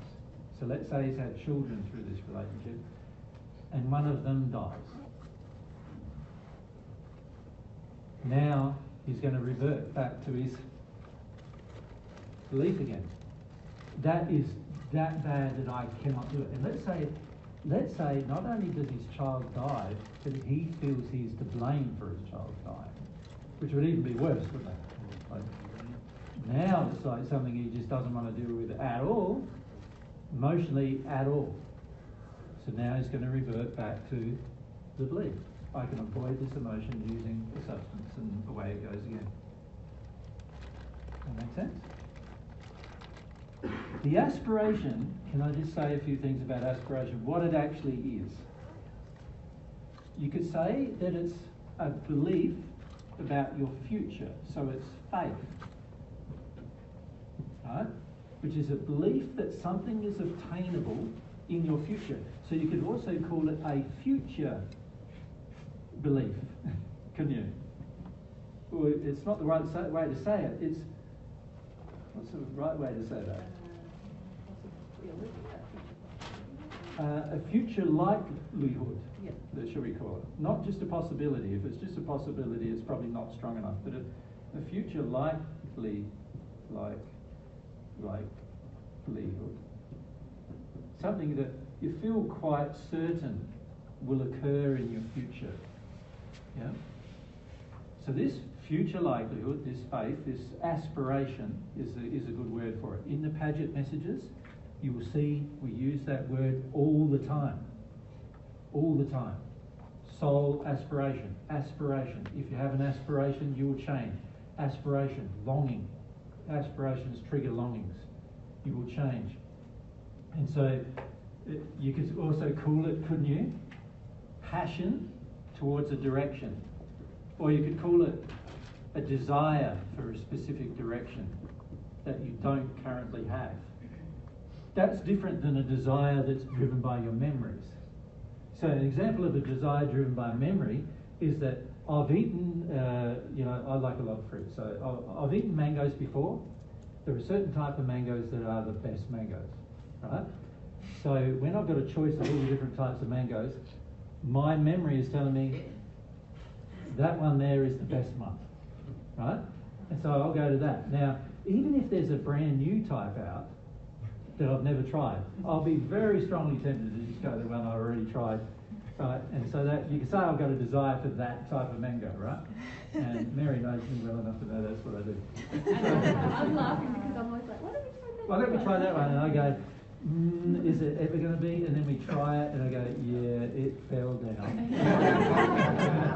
I want to go back to the other one. And so, that being said, I do like trying new mangoes because I always sort of feel that mango's pretty tasty, right, for the most part. Mind you, there are some pretty bad mangoes.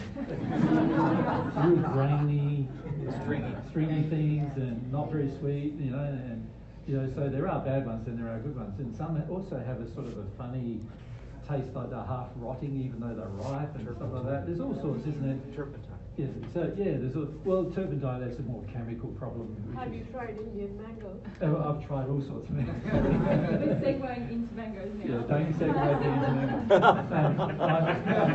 I'm giving you an example of how your memory and your prior emotional experience is driving a desire. But that's not the same as the type of desire we're talking about here. This is a desire for something you've never done before. Does that make sense to you? Or you've never had it before, that experience before. Right, so this is about desires that you've not currently experienced or had a memory of having, but now you want to have one. Right? And this, you can understand the importance of this because when it comes to your relationship with God, you start out by not having one. And at some point, if you're going to have one, you're going to have to develop a desire, a faith that a future, a soul aspiration, that a future position is possible to you. A relationship with God is possible. Now, partly education can help you. So when it comes to aspiration, there are things that support aspiration. You could say truth is a thing that supports aspiration, couldn't you? So an example of the man who's the drunkard, the truth, facing up to the truth that his life is a mess because of the alcohol abuse, and that he could get his life to not be a mess just if he left that one substance alone. That's a truth that he's come to face. Once he faces that truth, he can develop some aspiration. So you can see the truth supports an aspiration. This is why education is very important, because when you get educated about things you don't know about, you can then accept some truths that you didn't accept before, and those truths can start developing aspirations for you. They trigger the creation of aspirations. Another part of developing an aspiration is humility. You can see in the case of you can see in the case of the drunkard, he's got to be humble enough to assess the pain of his current situation, and he's also got to be humble enough to see that he could change it. Doesn't he? He's got to have sort of two sets of humility, one relating to his current situation and one relating to the future, that it's possible to change it. Right? And he's got to be humble enough to accept his current situation emotionally. He's got to go, yeah, I'm in a mess. It's a terrible mess I'm in. If I didn't have this substance, I wouldn't be in such a mess. this helps his humility to the truth of the matter will help him see and face the fact. Another part of things that drive aspiration is love, the desire to love. In the case of the alcoholic, he's sick and tired of hurting people, other people. He realises, I've hurt my children, I've hurt my parents, I've hurt my wife, I've hurt every relationship I've ever had. I've lost my jobs, you know, they were good jobs and I've lost them too, and I've hardly got any money because I've just spent it all on alcohol. It's all, the whole lot is a mess, right? So his desire to get to love somebody, can you see? Love his children, love his wife, love people, you know, even the future people he meets, causes the aspiration to build. But also his desire to love himself, can you see, also causes the aspiration to change. Because if I love myself, I wouldn't go, I'm not going to harm myself every day, all my life. If I cared about myself in any way, I wouldn't choose to do that. So after a while, his love for his self is greater than his love of avoiding the feelings. And that causes an aspiration to change. So there's a balancing, a priority, an internal priority system going on where now the things that I put priority on before, which were destructive, they are down here now instead of up here. And my building aspiration, because I want to love people, I want to face the truth, I want to be humble about it, my building aspiration is now higher than my aspiration to sin. Now I'll stop. Can you see? I'll only stop sinning when my aspiration to no longer have the effects of it is greater than my aspiration to have the sin itself. Yeah? Then I'm changed. I'm going to change because of that. So change is possible, but only when the soul aspiration develops to the extent that it's greater than the desire to remain in harmony with your condition. So in other words, what you want for your future is more important to you than living your current life. Well, that's another way of saying it, isn't it? Yep. That what you want for your future is more important than just holding on to what you currently have. Right? In other words, your soul aspiration is more important to you than your condition is. It's another way of saying it.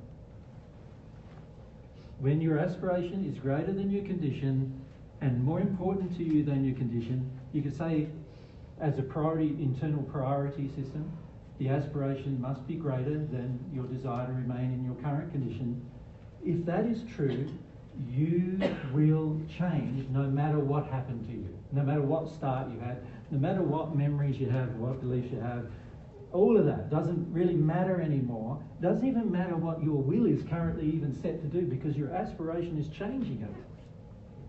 Your aspiration is now affecting your will and causing you to make a different choice, even though your current soul condition is saying, go and do that thing.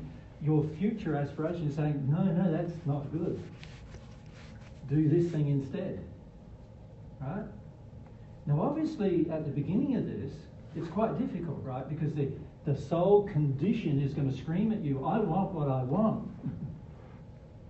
And if the soul aspiration is not strong enough to overcome that condition, then you'll still do what you think you want. But if I measure the pain by facing the truth, I'm humble to the truth about what's going on, and I desire to love more than I currently do, then what will happen is this aspiration will build, and now change becomes possible in the direction you want it to occur. So, can I also say, and this is something to bear in mind, that change may be towards a downward trend as much as it could be towards a upward trend. Cool. Why'd you have to go? Well, it can be kind of, I could be in a certain condition right now that says, you know, I'm happy to be like in a sexual relationship with just one person. But some person comes along and convinces me that having a threesome is a lot better thing, right? And I think upon it, and I ponder upon it, and I feel about it, and I go, maybe that's true. And I wonder about it, and I reason with myself about it. Eventually, the reasoning and the wondering, if I don't see the full pain that such a thing creates before I engage the action, then it's likely I'll engage the action. You understand? So I'm developing an aspiration to do something that I don't realise is going to have some negative consequences, because the people around me are telling me it's great, it's fantastic, it's all good, it hasn't had any negative consequences for us, because they are all insensitive to their feelings, and they're all insensitive to their beliefs, and insensitive to their will, insensitive to love. So they all think it doesn't have any problem, but of course it is having problems for them too. But then when I try it, I destroy my marriage. Bang. Like all sorts of different things start happening between the couple. And then I realize, gee, like I thought that would work out well, but it isn't working out well, right? So that now causes a correction. Can you see? It's good if you can measure the future potential results before you engage the behaviour, isn't it? It's like the drunkard who was not a drunkard when he was probably 12. He might have, be later, but he wasn't when he was 12. Didn't have a desire to drink all the time, right?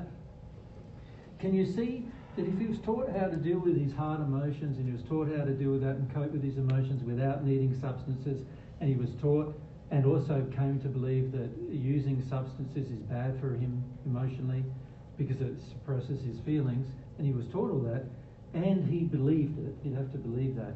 Can you see when he was offered alcohol to get out of his first major problem, he would go, I don't even feel the desire to do that, I just want to deal with my problem, like feel my problem, right? So he wouldn't even be attracted to it in that place, to do that thing. So attractions that create that aspiration are presented to you from everywhere. People, spirits, occurrences on earth, and particularly there's a lot of things that are happening on earth right now where the person sort of believes that looks good to me. Shiny, attractive to me. It looks good to me if I do that thing. So, many of you ladies are faced with this whole thing about, fixing yourself with plastic surgery. Can we not call it fixing? Can we call it? Well, no, we solved that, aren't we? The belief is that you are fixing yourself with plastic surgery, right? And that develops because everybody looks better initially, maybe many of them do initially, but then you examine the ones 20 years later. What do you see? It's, oh God, it's terrible. And you start, but imagine you're the very first person doing plastic surgery, and you don't have anybody to look at 20 years later to examine. And imagine also inside of you, you feel bad about yourself, and you feel bad about your appearance. Well, your belief is I'm aging, therefore as a woman my value is my decreasing. Value is going down, That's my what sexual value has taught us. That our value is sexual, and if it's decreasing, well then we are less valuable. So now I'm going to be very attracted, I'm going to develop an aspiration to be very attracted to the thing that's going to harm me. Does that make sense? So aspiration works in a positive manner as well as a negative one. So it's very, very important, if you want to understand the soul, it is very important for you to understand how aspirations develop. Can you see that? Because aspirations are your method of change, are the way in which you're going to be able to change. Right? And many of us don't understand how these aspirations develop, and this is part of our problem. Right? So, Heather. So the deep-seated beliefs that we have from conception can change through our soul aspiration. Correct. That's what you're saying. Yes, Correct. that's why it's so exciting, isn't it? Because like nothing is static. None of you are going to remain the person you are now.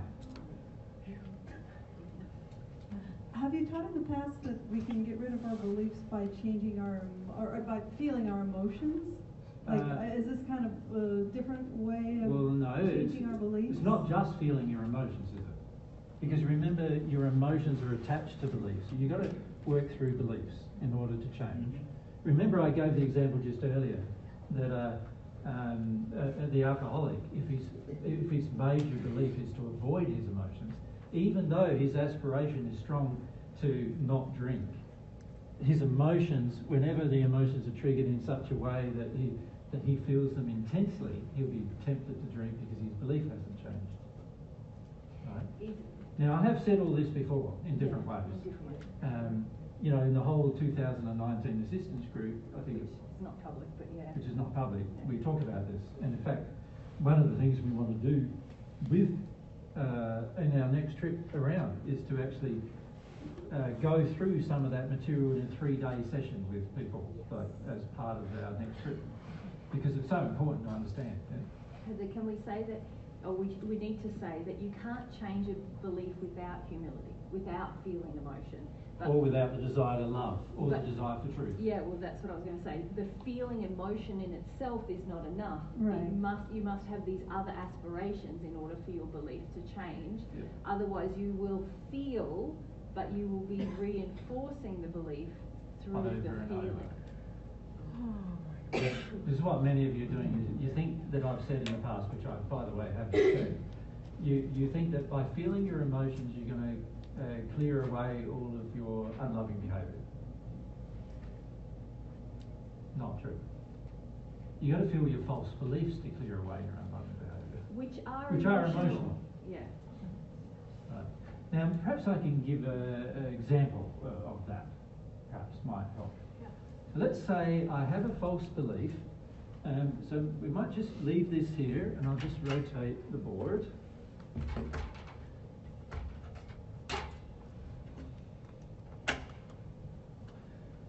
So let's say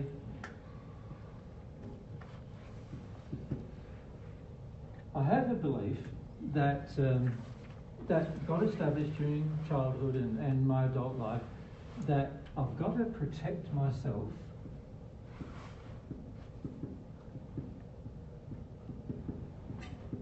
from love.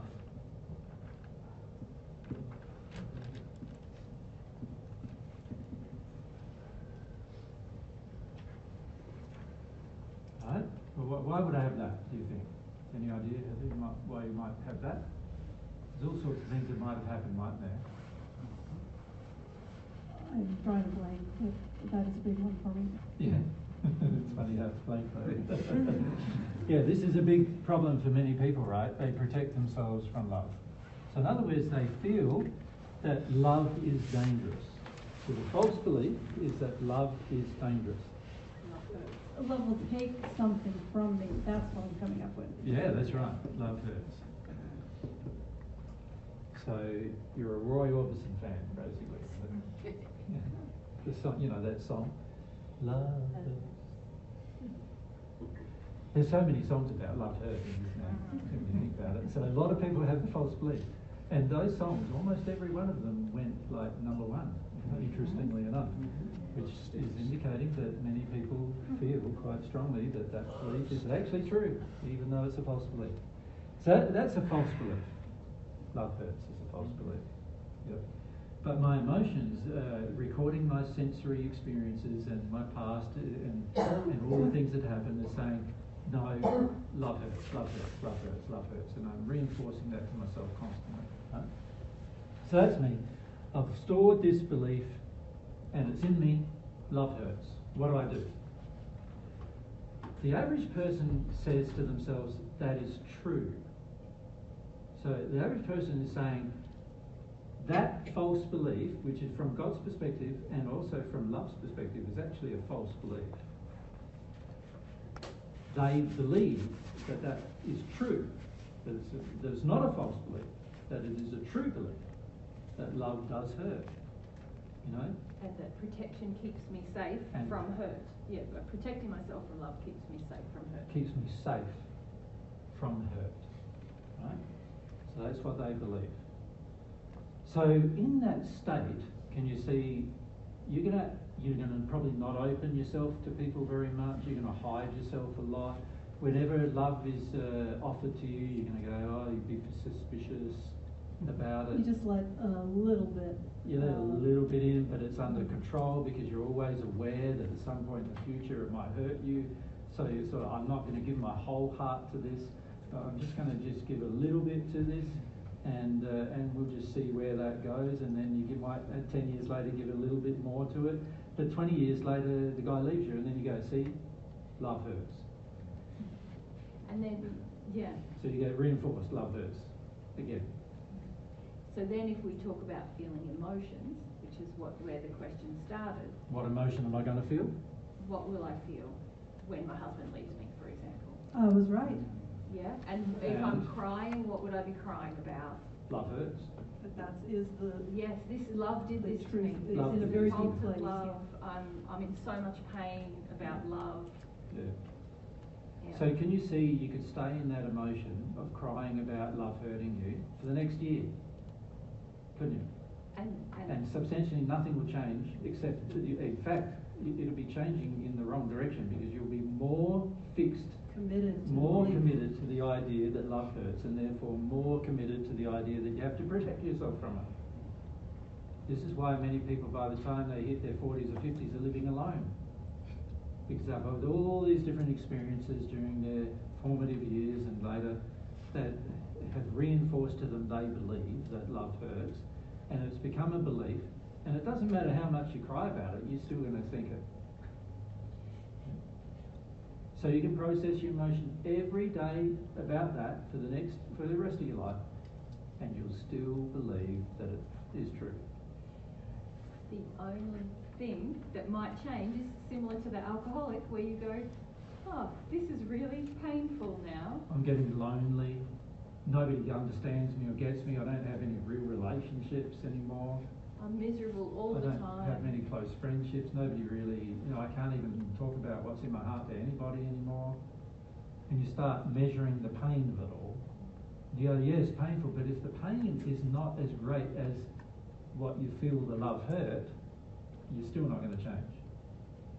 You're still going to think, no, I'm right, love does hurt, I'm not going to do it. And you can be offered love in that state from a person who absolutely loves you and is never going to hurt you, and you won't even accept it. You will reject it for sure. Because your belief is, I've got to protect myself from it.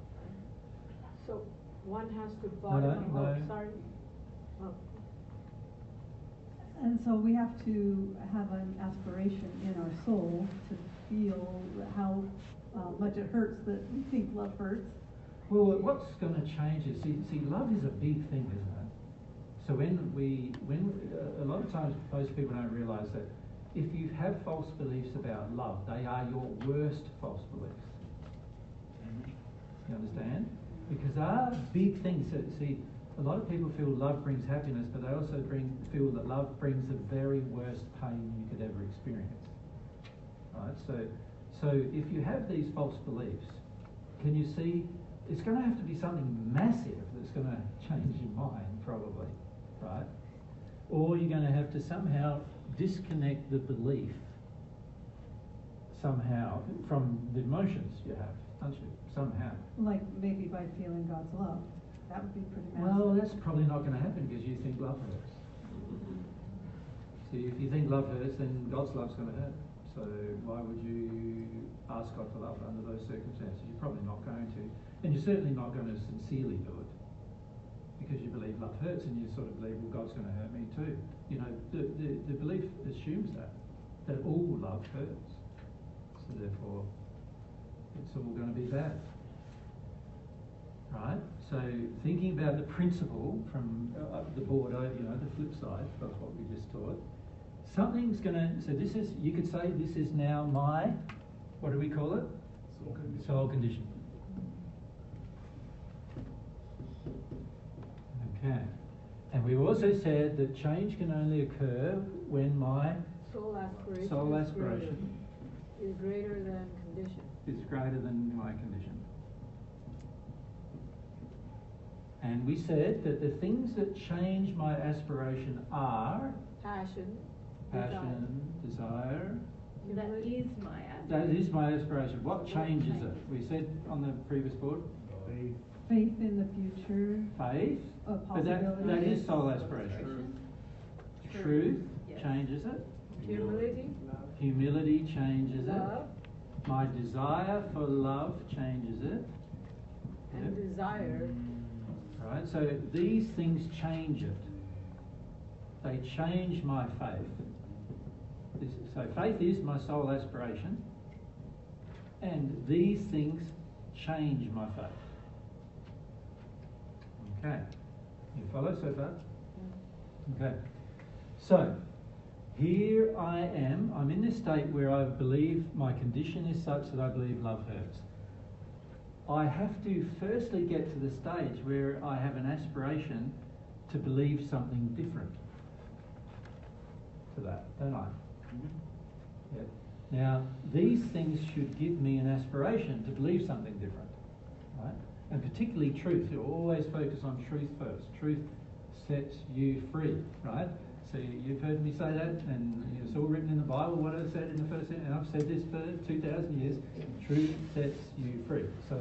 So what's going to free me from my condition is facing the truth so that my aspiration can change so that a new condition is possible.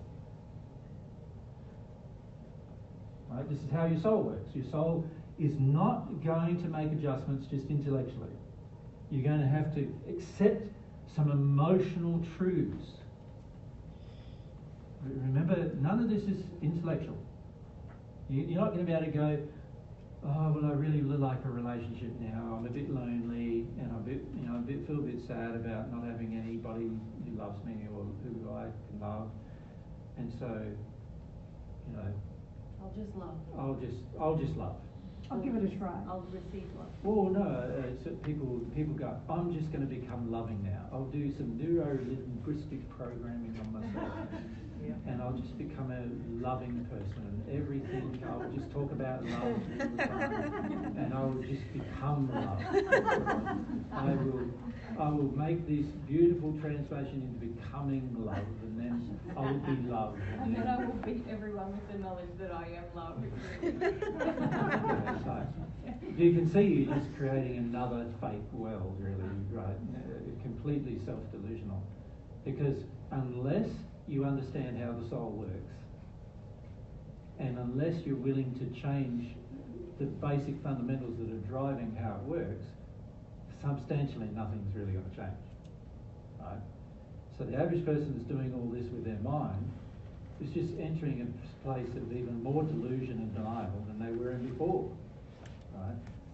So we've met many people that say, I am now love, I be love everywhere. We had one actually say that in our group in Canada, actually, while she was actually attacking me at the time.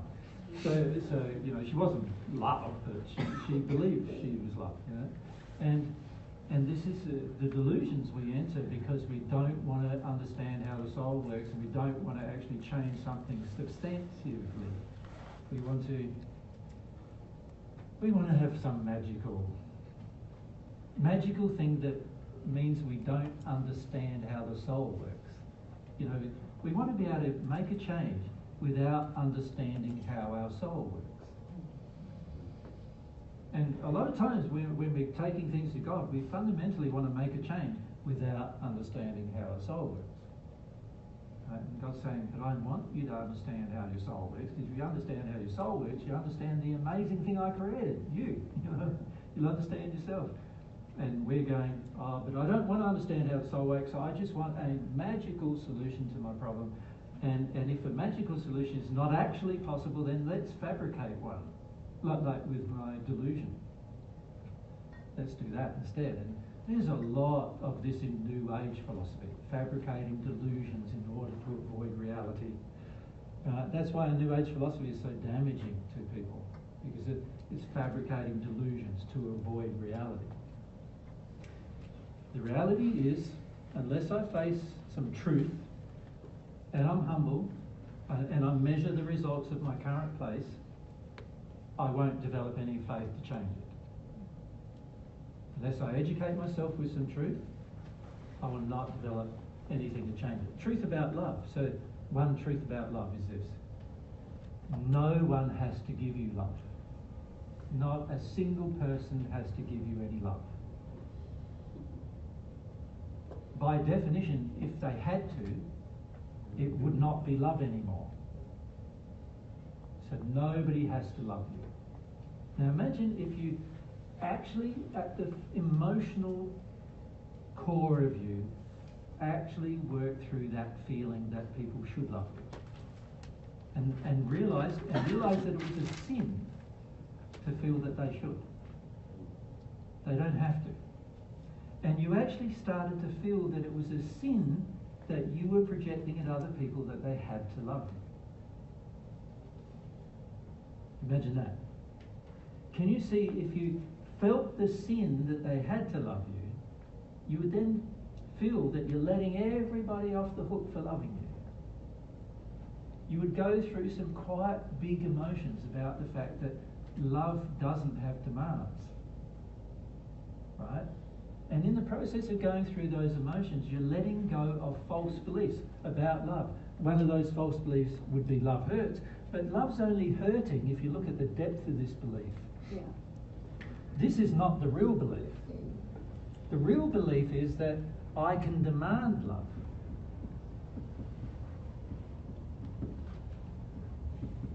Yeah, that's the flip side, isn't it?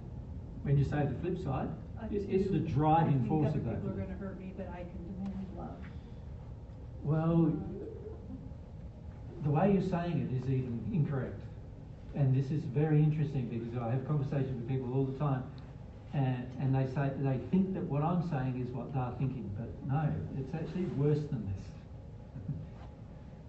The belief I have that I can demand love creates love hurting. Do you understand how? If I demand love and then love isn't given, now I'm going to hurt. But if I see love as a gift, when somebody stops giving it, I don't feel hurt. I just say, thank you very much for the love you gave me the last 20 years. And you don't have to love me now. You can go and love somebody else if that's what you want to do. Do you understand? A person who demands love doesn't feel that way. A person who demands love goes, you've got to marry me. You're with me till death do we part. Right? It's written in the vows. To death we, you know. And you think about that. I'm actually saying, in that very vow is saying, I demand that you love me until I die. Of course, it's really interesting. Even that comment is, when I die, I won't care anymore. That's not true either. Because if I wanted to love me till I die, I'm going to want her to love me after I die too. Unfortunately, right? I'm going to demand that from her even after I die, because I'll actually still be alive, and so I'm going to continue demanding it. That makes sense to you? So here I am in the state where I've had a contract with Mary.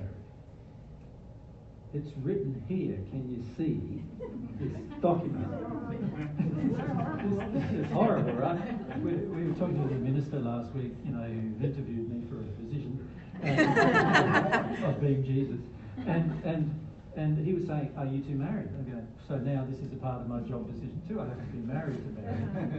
And I said, "Well, yes, Mary and I are married. We were married in the first century, but it doesn't matter to me, because what matters is, does she love me in her heart? And if she doesn't, she shouldn't be with me. Simple as that. And if I don't love her in my heart, I shouldn't be with her either. In fact, the Bible even says that, interestingly enough. But most people ignore it because they're more focused on the marriage, like the contract. And the reason why they're focused on the contract is because they have the false belief. I can demand love. I can demand that you love me for the rest of my existence. Many of you have that demand going to your soulmates, that you can demand that they love you for the rest of your existence. That's why you haven't met them yet, one reason. Because it's a demand, it's unloving. Right? It repels people. If I demand that Mary loves me for the rest of my existence, I am not going to actually ever appreciate the love she actually gives me. Because I believe that she should have given it to me anyway.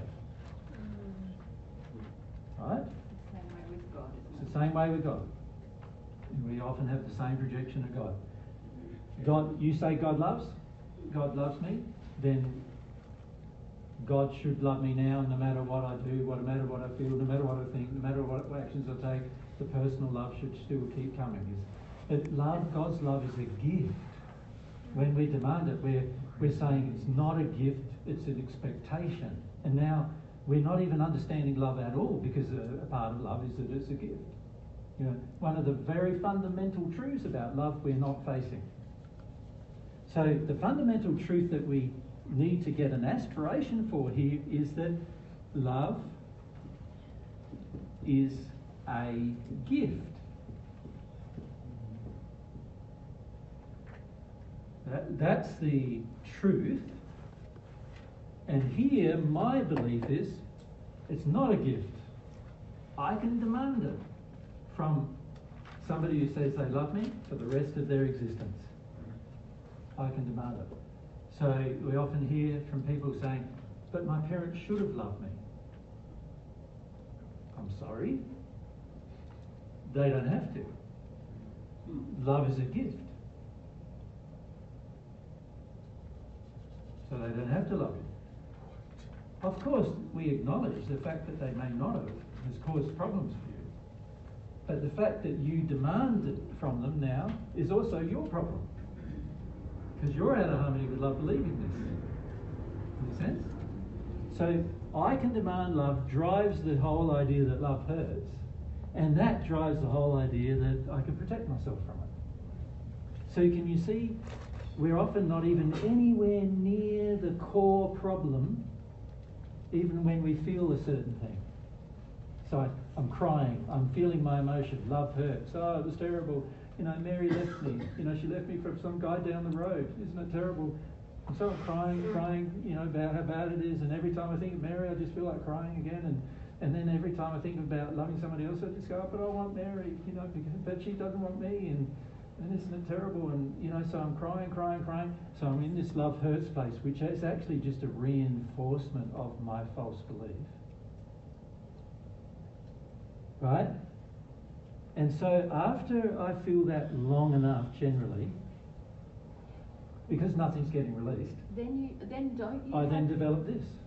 Yeah. This other false belief. To protect myself from love. And I'm going to protect myself from people loving me in the future. But Heather kind of nailed it the start of the process before when you said I have to connect to the pain of having the belief that love hurts. Because that's the start of this process, is it not? Right, that would be the truth. This belief is actually creating pain, not love. The belief is. Yeah. But what we often do is the opposite to that. When we're feeling the emotion, we're not feeling the love hurts belief is the thing causing me pain. We're often saying to ourselves, love does hurt. That's why I'm in pain. Which is not the same thing. We're saying two completely different things, logically. Right. And then we take it even further and we go, let's create another false belief to support the fact that my earlier false belief was too painful to feel. So now we've created a layer of false beliefs upon other false beliefs. Right? And people do this all the time. All the time. So we get a layer and another layer and another layer. And now, when we say, and then we hear divine truth and go, oh, we've got to feel our painful emotion. So you know what happens? I start feeling my painful emotion that love hurts. So I feel that. I feel that a month, 2 months, 3 months, 4 months. Let's say I'm humble enough to even feel it for that amount of time. After 3 or 4 months of feeling it, let's say you're crying every day about love hurting for 4 months. Huh? And then you get to the point where you realise that actually nothing's changing. Nothing's changing. And at that point you can take two different directions. You can go, well, let's create the belief that supports me not feeling that hurt anymore, which is this one saying, I want to avoid this one by creating this one. I want to avoid love hurts by creating protection. If I create the protection, then I won't have to feel love hurts anymore, because I won't ever be in love again. Does that make sense? And so we create this one. So that's one direction we can take. That's an aspiration to avoid the painful emotion that we're feeling. It's a negative aspiration.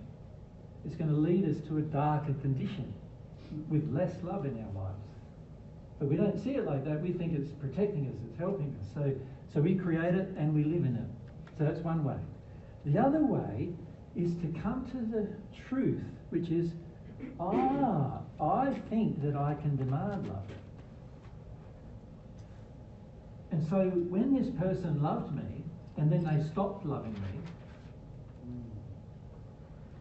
instead of thanking them for loving me for a period of time, I'm angry with them for stopping loving me, which meant that I demanded that they love me, which meant that I didn't really understand love in the first place. Make sense? And when I start realising that, I go, what is the true belief? See, up until this point I haven't considered what the true belief is emotionally, because I'm so embroiled in love hurts, in that false belief, and then embroiled in maybe protecting myself from love because it hurts so much. I haven't even considered that the whole reason why I'm in the pain of love hurting is because of my own false belief about love. I haven't even considered that. I've just dismissed that out of hand, right? But now that I can see, I can demand love, and I go, let's look at the truth. Logically, so truthfully, is love something you can demand? When you start analysing that, you go, if I'm demanding it, then I'm not going to appreciate it as love. And also, love is a gift. It's a feeling somebody can have for me or choose not to.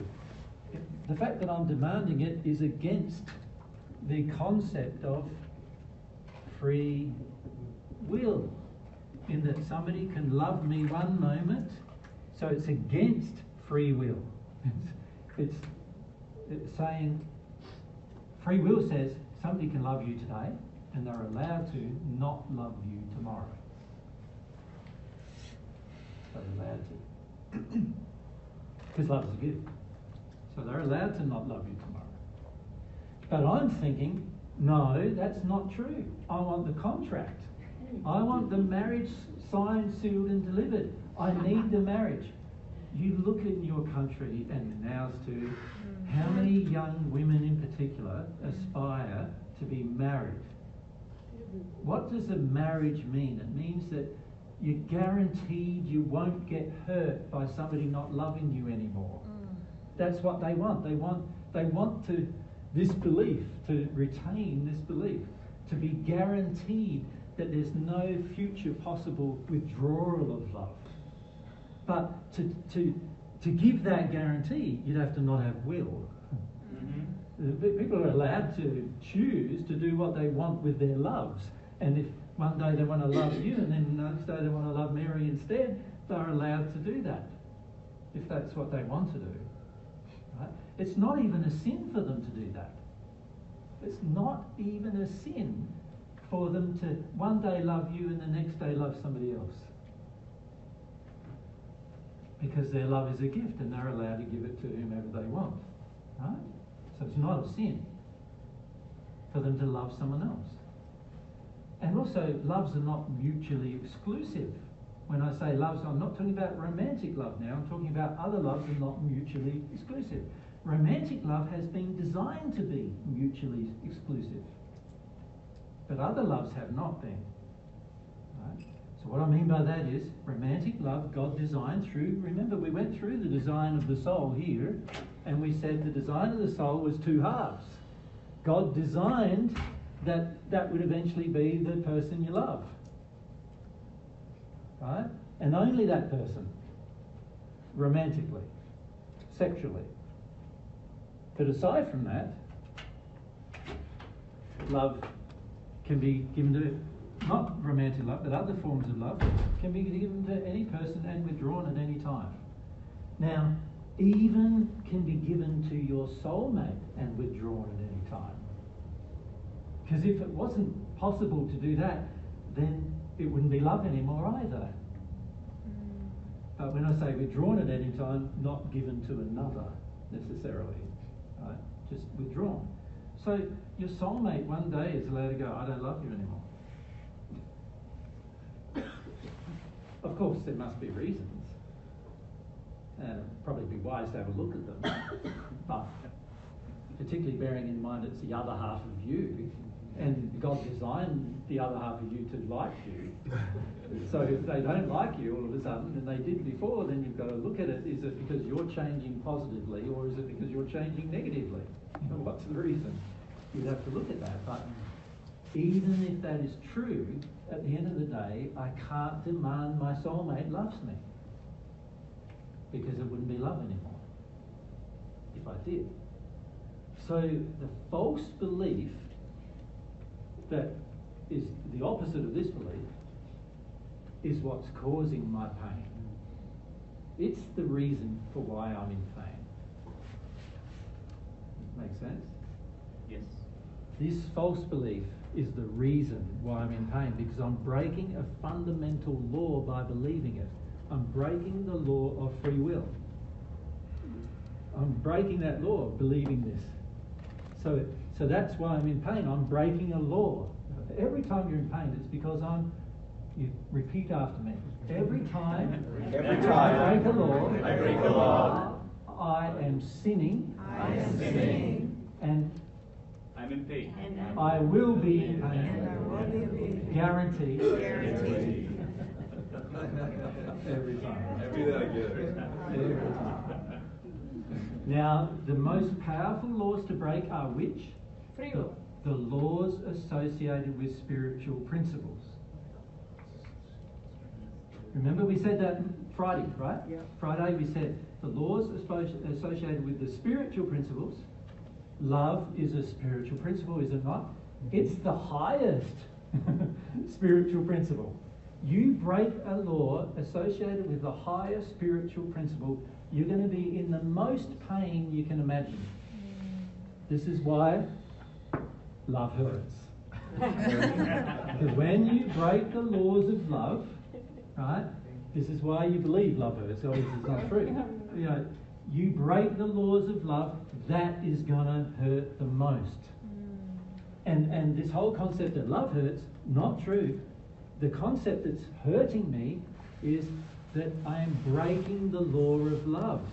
The law of love says people have free will, that they're allowed to withdraw love from me. I can't demand love. Love is a gift. Right?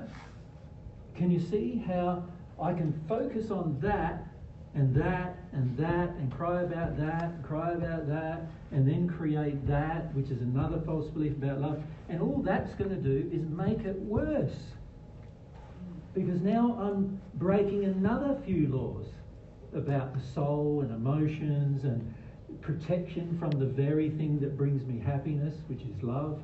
You know, I've got so many false beliefs about love. I'm saying love hurts, but I'm also saying now I can protect myself from it. Right? You're not protecting yourself from it. You're harming yourself by trying to do that. Right? It's another false belief. Any false belief about love is going to hurt the most, because love is the highest spiritual principle. You follow? So the average person has a lot of false beliefs about love, and they're completely unwilling to examine them.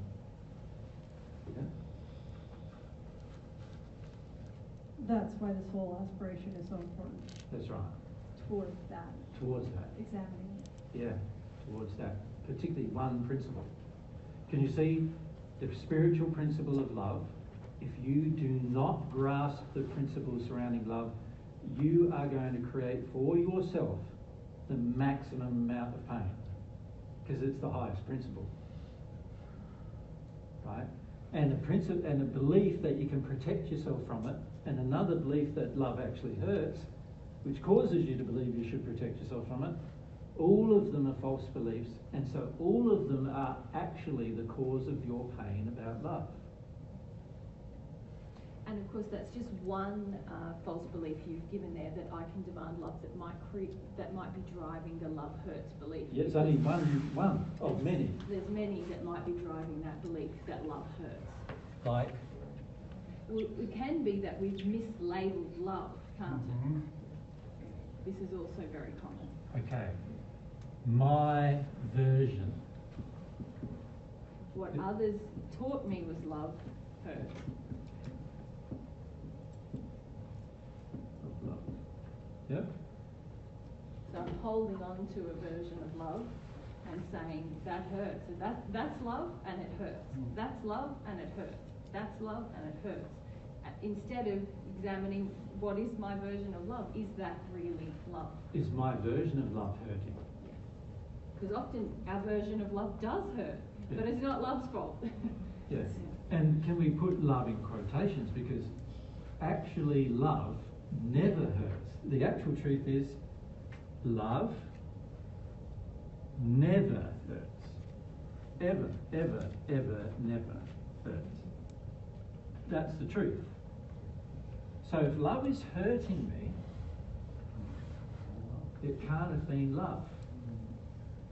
You understand? It must have been love, but it's over now. There's all this anguish, right, in the message. Yeah, it's hurting them. It wasn't love you're singing about. Does that make sense? Yeah. Because if you feel hurt by it, or the withdrawal of it, then it means it wasn't love anyway. Make sense?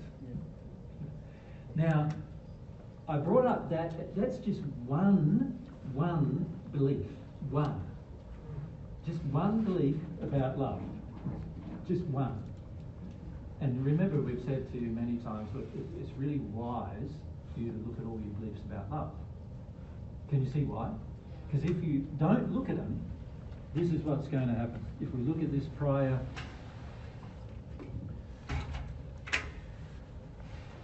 diagram, if we don't access the truth about something, and we're not humble about the thing, and we don't understand what love actually is, then no soul aspiration is going to develop. And if that doesn't happen, then what are you left with? Your soul condition. It's going to just stay the same. And it will stay the same as long as your aspiration does not change. That's how long it will stay the same. So people often say, how long does it take for spirit normally to make changes in the spirit world after they pass? And sometimes I give different examples, but the basic fundamental answer is until their soul aspiration changes. Now, for some people that's 10,000 years. Some people we know from the 1st century haven't changed yet. Other people it's like 1 or 2 years because they exercised an aspiration to change, right? And their aspiration was strong, so they decided to make the change. Right? So how long you stay in your current condition is completely determined by how long it takes for you to have an aspiration for a different condition.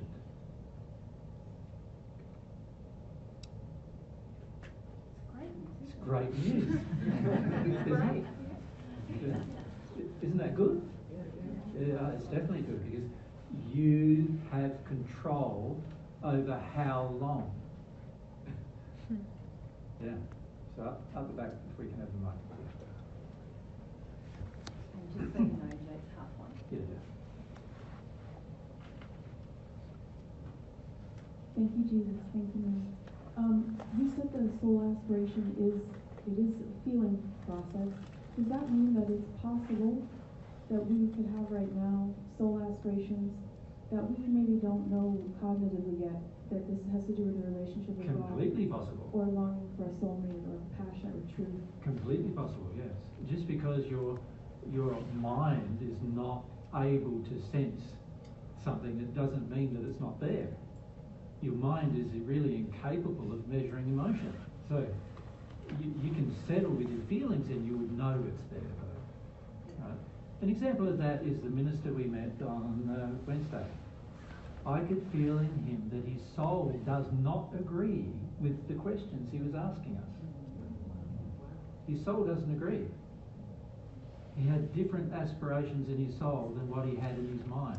His mind aspirations were driven by his intellectual beliefs, and his soul aspirations were driven by his emotional beliefs. Right? So that's interesting. Every person you meet is like that, pretty much, where they might have aspirations in their soul that don't exist in their mind and they're not aware of. If you read the Paget messages carefully, there's many times when we've said that. Oh, that person thinks they this way, but their soul feels very differently. You see, a lot of people learn a belief system on earth, whatever the belief is, about love or about religion or some other thing. They learn that belief system and they have a lot of reasons why they want to retain that belief system. But in their heart, their emotions, they are very suspicious of their own belief systems.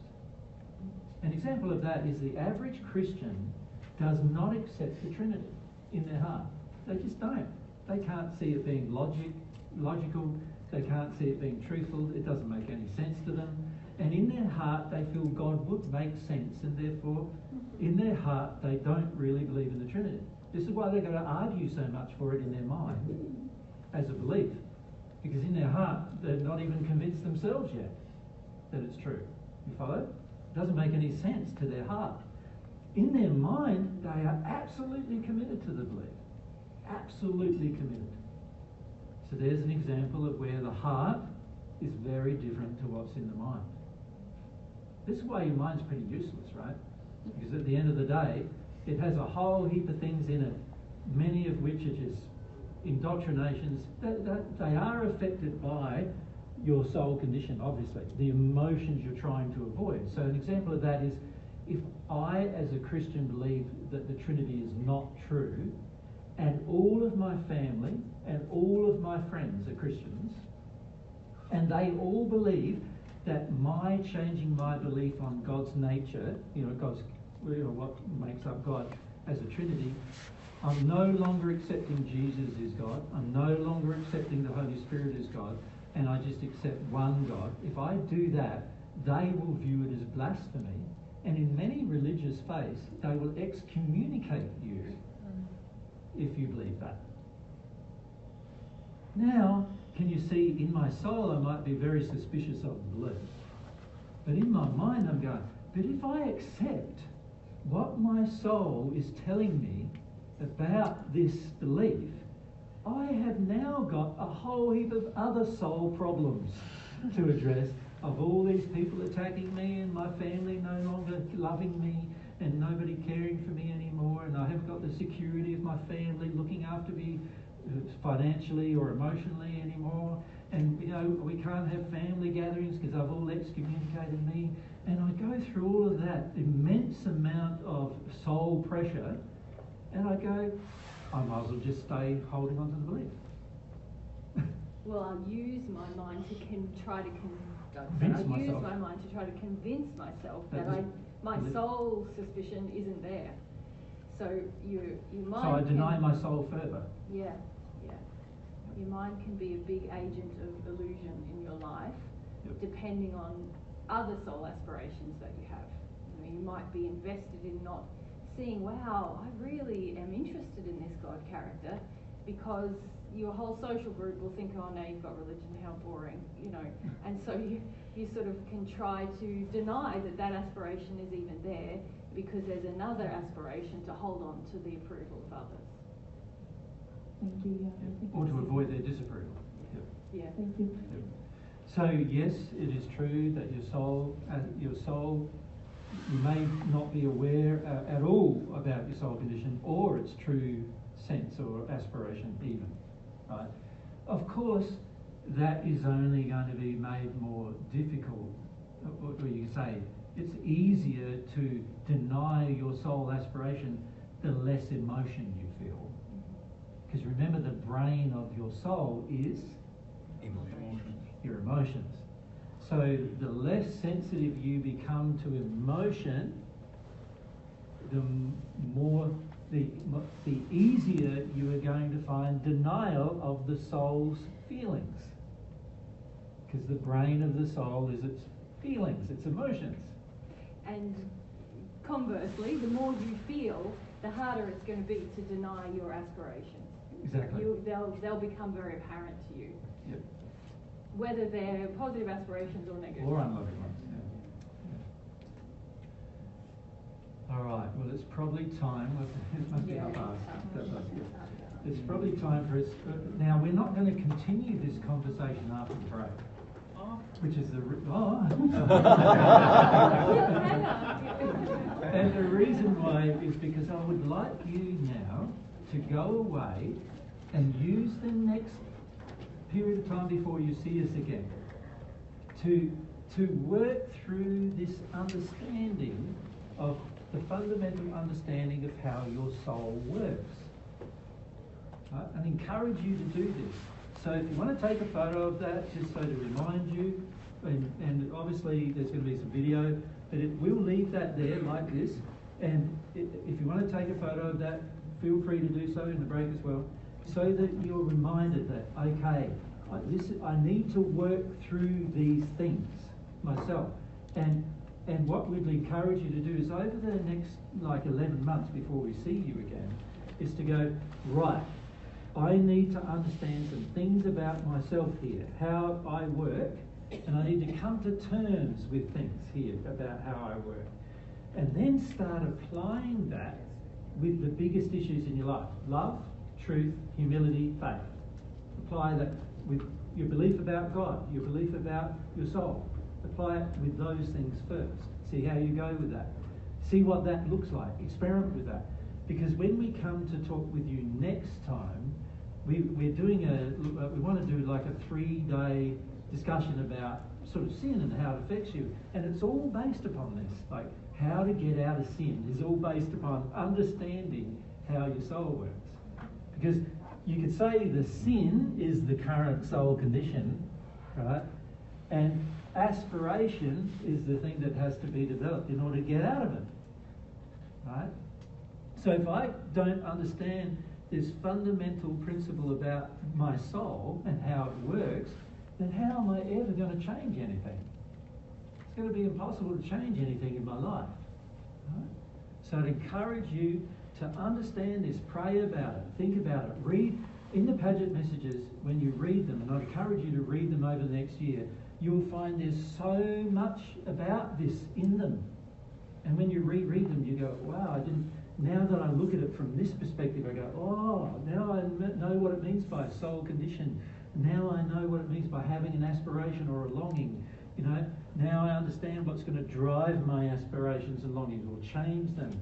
I understand what they mean by feeling your pain and suffering and why that needs to occur so that I can make changes. You'll start to grasp many of the fundamental spiritual principles that are presented in those messages, because you start to understand how it all works internally, or how you work internally.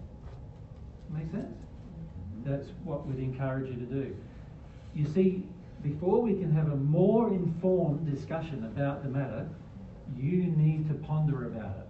You need to feel about it. You need to be more open to having the conversation about how this all works in more detail, right, in terms of changing your life. And to do that, it's going to take time. It's going to take Usually it takes a substantial amount of time, you know, more than a year generally.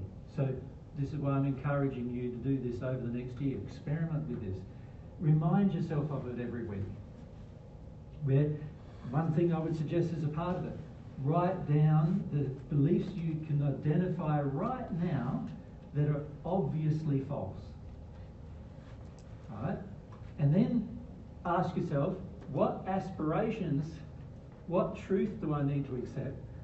How humble am I going to need to be to change those false beliefs so that they are actually not in me emotionally anymore, not just in my mind, but emotionally not there anymore. What do I do?